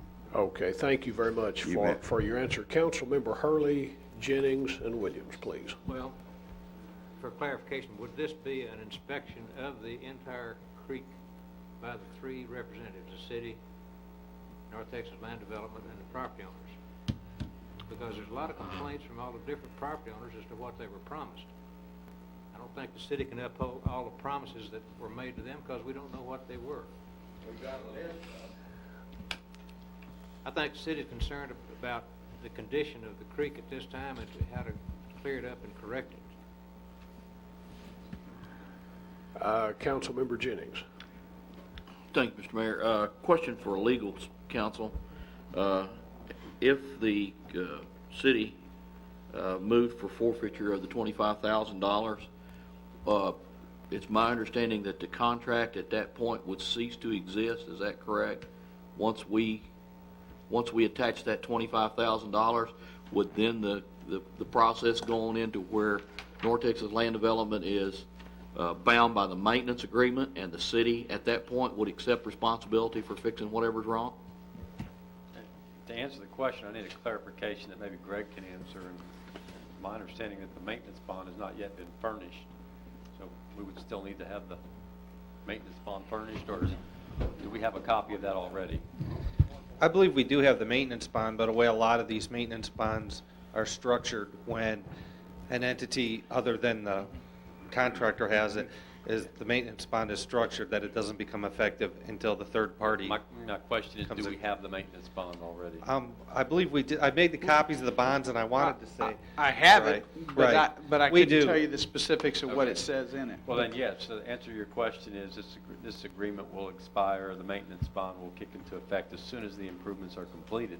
So in But effect, we we've would got a- have North Texas Land Development's $25,000, and also along with that, we would have the responsibility of doing whatever it takes Well, to fix that. Well, 2 years and 1. we have a another performance bond performance. also Okay. that is binding upon the developer, and until the improvements are completed and accepted to our satisfaction, we can make a claim against the performance bond to finish those improvements if we can't do it with the $25,000. Okay. Anything further, Councilmember Jennings? No, sir. Councilmember Williams and then Councilmember Henderson. Two different items. One to address what Mayor Pro Tem Jennings just said. If we do that, then we're in the driver's seat as saying that when the bond, when we're going to do the work, then we're going to buy it off ourselves. I don't think that's really fair that we're going to do the work, buy it off ourselves, then set the 2-year period from that time. We would have to set a 2-year period from a certain date. And I like, before we leave here tonight, go ahead and set someone up. Councilmember Avery said he would be willing to work as a liaison with this group. And after the meeting, have them get together and tentatively set up a date with one of your staff members, Mr. City Manager. Yes, sir. And get this expedited where we can have it on the next agenda. Any further discussion on the motion? I have one comment, Mayor, and this is absolutely fundamental to any kind of success. I think everyone here would agree that to resolve the problems is going to require some work, and to get that work done is going to require the expenditure of some money. It's been indicated to me that you were through spending money out there. So, it's going to be a waste of everybody's time and energy and effort to come to a meeting and draw timetables and list items and all that if North Texas Land Development is not willing to spend money to correct these problems. I mean, that has to be, because per the terms of the agreement, the city's already spent its $30,000. And I don't think that the city should come to the table with a dime toward these improvements. So North Texas Land Development has to make that commitment. Otherwise, we're going to waste our time. But y'all need to know that. Just briefly, Mr. Fowler. Are they addressing, or do you want me to answer that? Yes, that. Well, Mr. Manager, we've spent $286,000 to this point. Y'all have $25,000. We have a maintenance bond. We're going to spend money one way or another. I want this thing. I would like the neighbors to be happy, and I want to be out of this deal. I'm tired of it. I'm fed up with it. That's all I've been trying to get all summer, is to get the improvements done, so we could get on focused on some other more productive things in this community. So, Okay. and there's been resistance to spend any more money on it. Well, And because it's going to require money and to get it right.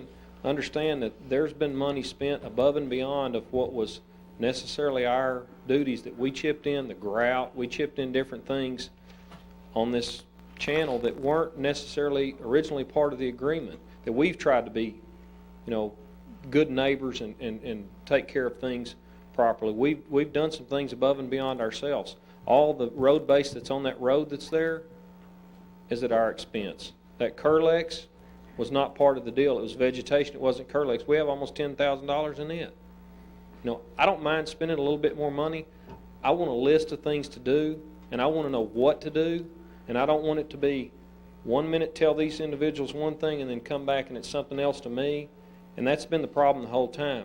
There's never been a complete list of things to do. The letter of July 30th has an itemized list of things that needed to be done and have not been yet completed. Okay, well, I'm not going to blame We can develop this. another one. I'm not going to blame this on staff. I'm just going to tell you, anytime you have 3 city managers and 3 different mayors and 3 different councils, you get into this. One of them wants one thing, one of them wants something else, one of them wants this, one of them wants that. I would say that I'll do what we need to do to take care of this problem at the meeting. If it's anything above and beyond that I feel like we're not going to do, I'll be honest with these people, and I'll be honest with y'all and tell you we're not going to do it. And then if we're in an impasse then we'll come back to this point in 2 or 3 weeks, the next council meeting, and allow this body to make the decision at that time. But then I would hope that we would also be willing that we're going to have to understand to attack, as a city, the other problems that we have. Because we have a lot of other drainage areas that don't have any vegetation and have a lot of problems. One problem at a time. That's the way I have to deal We with it. need to get them all, though. Well, Okay. one at a time. If I could, let me remind you of the motion before us, and that is to table this until the next council meeting with the expectation, and I'm speaking now not to impose anything on the motion that's before us or not to change it in any way, but with the expectation that the three parties are going to be dead serious about getting this resolved. This should never be at this point where we are tonight. It should have been resolved previously. The fact is, it isn't, and it's time for us to put this to bed. Let's get it done. And if I'm understanding what has been said by the city manager, by Mr. Fowler, by the neighbors, everybody's ready within this next 2 weeks to sit down and move forward. We've got to get this issue addressed. Councilmember Averett, and then I'm going to call for the question. Okay, Mayor, could you please restate the motion for council? You want me to make it? I already know what it, I know what it, I just wanted him to restate it as he has it written to make sure that everybody's on the same page. You want me to restate the motion? The motion has been made, yes. Do you have? Who made the motion? David? You made the motion? Yeah, I know what it is, okay. Do you? Restate it. Okay, for all three parties to get together, with myself being a liaison, we'll walk the drainage area, come back within 2 weeks with some sort of solution for this problem. October 14th, 3 weeks. Right. 3 weeks. Okay, that's the motion before us. Okay, I'll call for the vote on that. Gentlemen, I need, if you would, register your vote. And that passes 5 in favor, 1 against. We move now to item number 18, and Mr. Elfrink, this is a financial report, and if you have a Reader's Digest condensed version, I think you've already given this to us in pre-council. A summary will Yes, indeed. be appreciative. Mr. Mayor, I did speak to the council briefly in pre-council on the financial report that we have here. Basically, we do not have a lot of change from the prior month.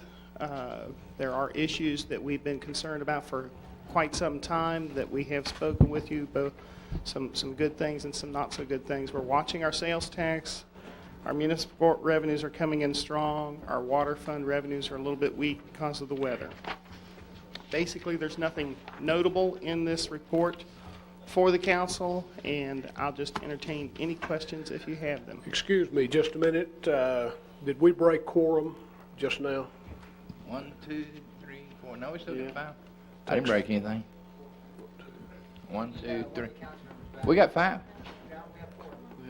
We have 4 here, so we're either going to have to get one of them back ASAP. You count as 1. That's 5. No, the charter says a quorum is 5, not including the mayor. Is that right, Counselor? That is correct. Sorry, I had to excuse myself. We have 5, not counting the mayor.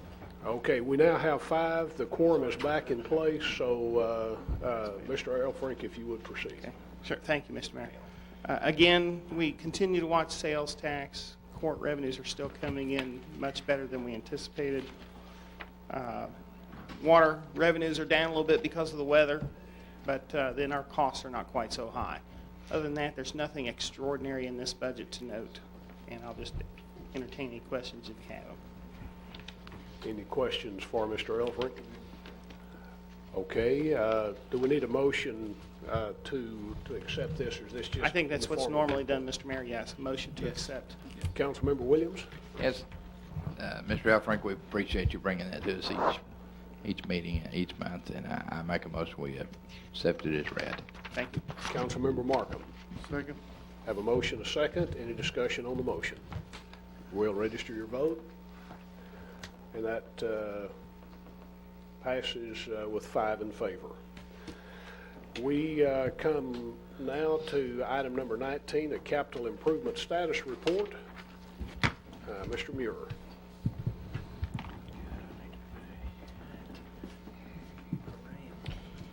Good evening, Mayor and Council. Just want to remind the council and the citizens that are viewing that this report is available on the website. Carson Street, the soil stabilization, it's called liming. Soil stabilization is almost finished, and the asphalt paving will start sometime this week.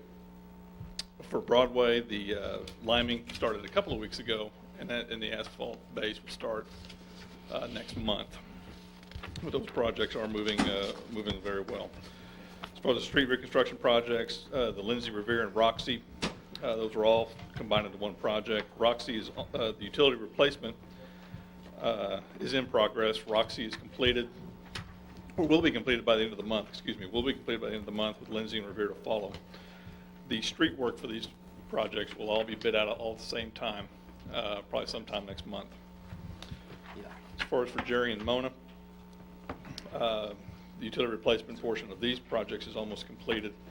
The liming has started on Jerry, with the concrete paving to be scheduled sometime next month. The liming and paving of Mona will start when Jerry is substantially complete. We're going to finish that project and then move on to Jerry. We are happy to say, as far as the milling and overlay projects, all the overlay has been completed for the 2001-02 projects, so all those overlay projects have been completed. If you recall from last month, the North Beach 820 frontage road project, I had explained that Citgo had a gas line that kind of ran in the way of it. There were 2 different options from which to pursue. Citgo moved the line, and they would need the city of Fort Worth's approval to do that, because their portion of it was in Fort Worth, and the city of Fort Worth was somewhat slow in doing that, and we pursued a second option with having the project go ahead and commence, with Citgo having a inspector on site. The city of Fort Worth has given their approval for the line to be moved, and Citgo will be commencing that project just hopefully this week, probably sometime next. And the contractor for the frontage road project, Austin Bridge Road, will commence their project at the same time as Citgo does. In drainage issues, the Midway Road, Little Fossil Creek Bridge, that project started. The bridge is currently closed from Juniper to Harrow. The bridge will hopefully reopen sometime early March, with the project being completed next summer. In the Big Fossil Creek channel improvements, that's the creek that runs alongside just north of Haltom Road. As we saw in the PowerPoint presentation, Mr. Fowler's, he showed some vegetation that had already been done from the hydromulch. There are some bare spots. We have gotten with the contractor on those things, and we're currently working to work those issues out. But as far as the flume problems, those seem to have be working fine, so we're just trying to establish grass.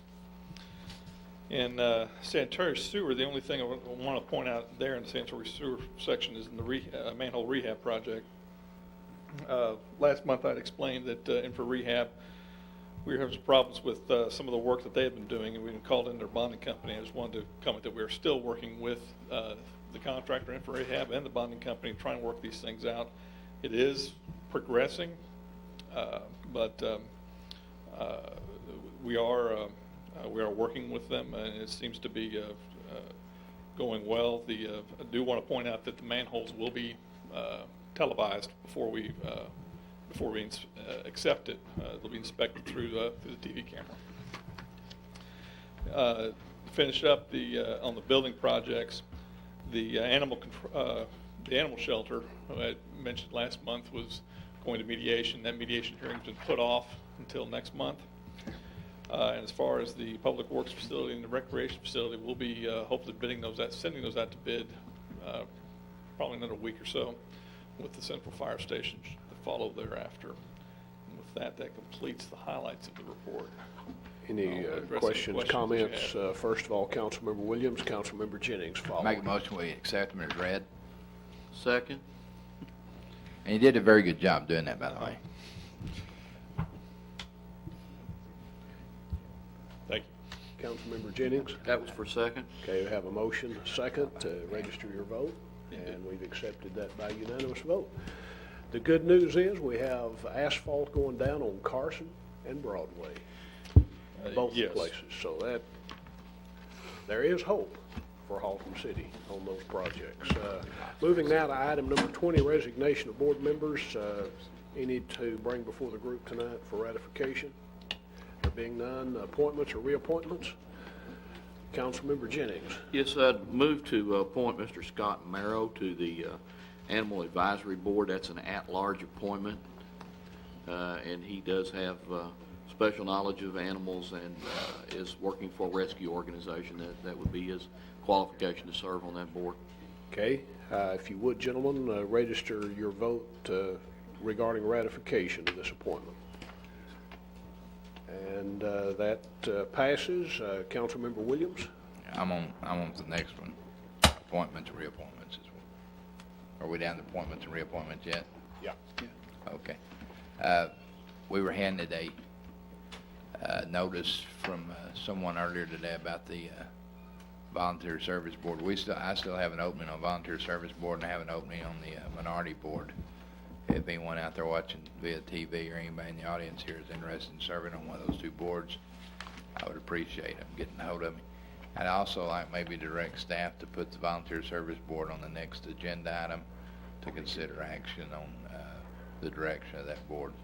Okay. Councilmember Henderson. Further appointments or reappointments? I have been advised by the city attorney that we do need to take action regarding the attendance requirement. Where did Wayne go? Wayne, I am correct in that because Trey was not seated here on the dais, we need to take action to excuse that absence. Is that correct? That's correct, Mayor. I think technically he was absent from the meeting tonight for the reasons earlier stated. I think the council needs to vote under the charter on whether that should be deemed an excused absence. Councilmember Williams. I'd like to make a motion that we excuse Mr. Trey Fowler from the meeting tonight for his involvement with his own personal business. Councilmember Hurley. Second. Have a motion, a second, if you'd register your vote. And that passes by unanimous vote. The time is 9 minutes after 11. We move into executive session now as authorized by section 551.071, 072, and 074.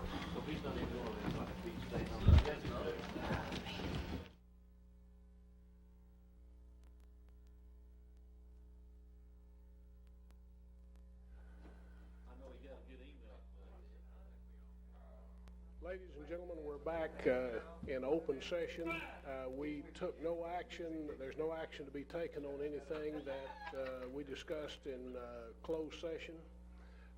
That being the case, the time is 15 minutes till 1 a.m. and we stand adjourned.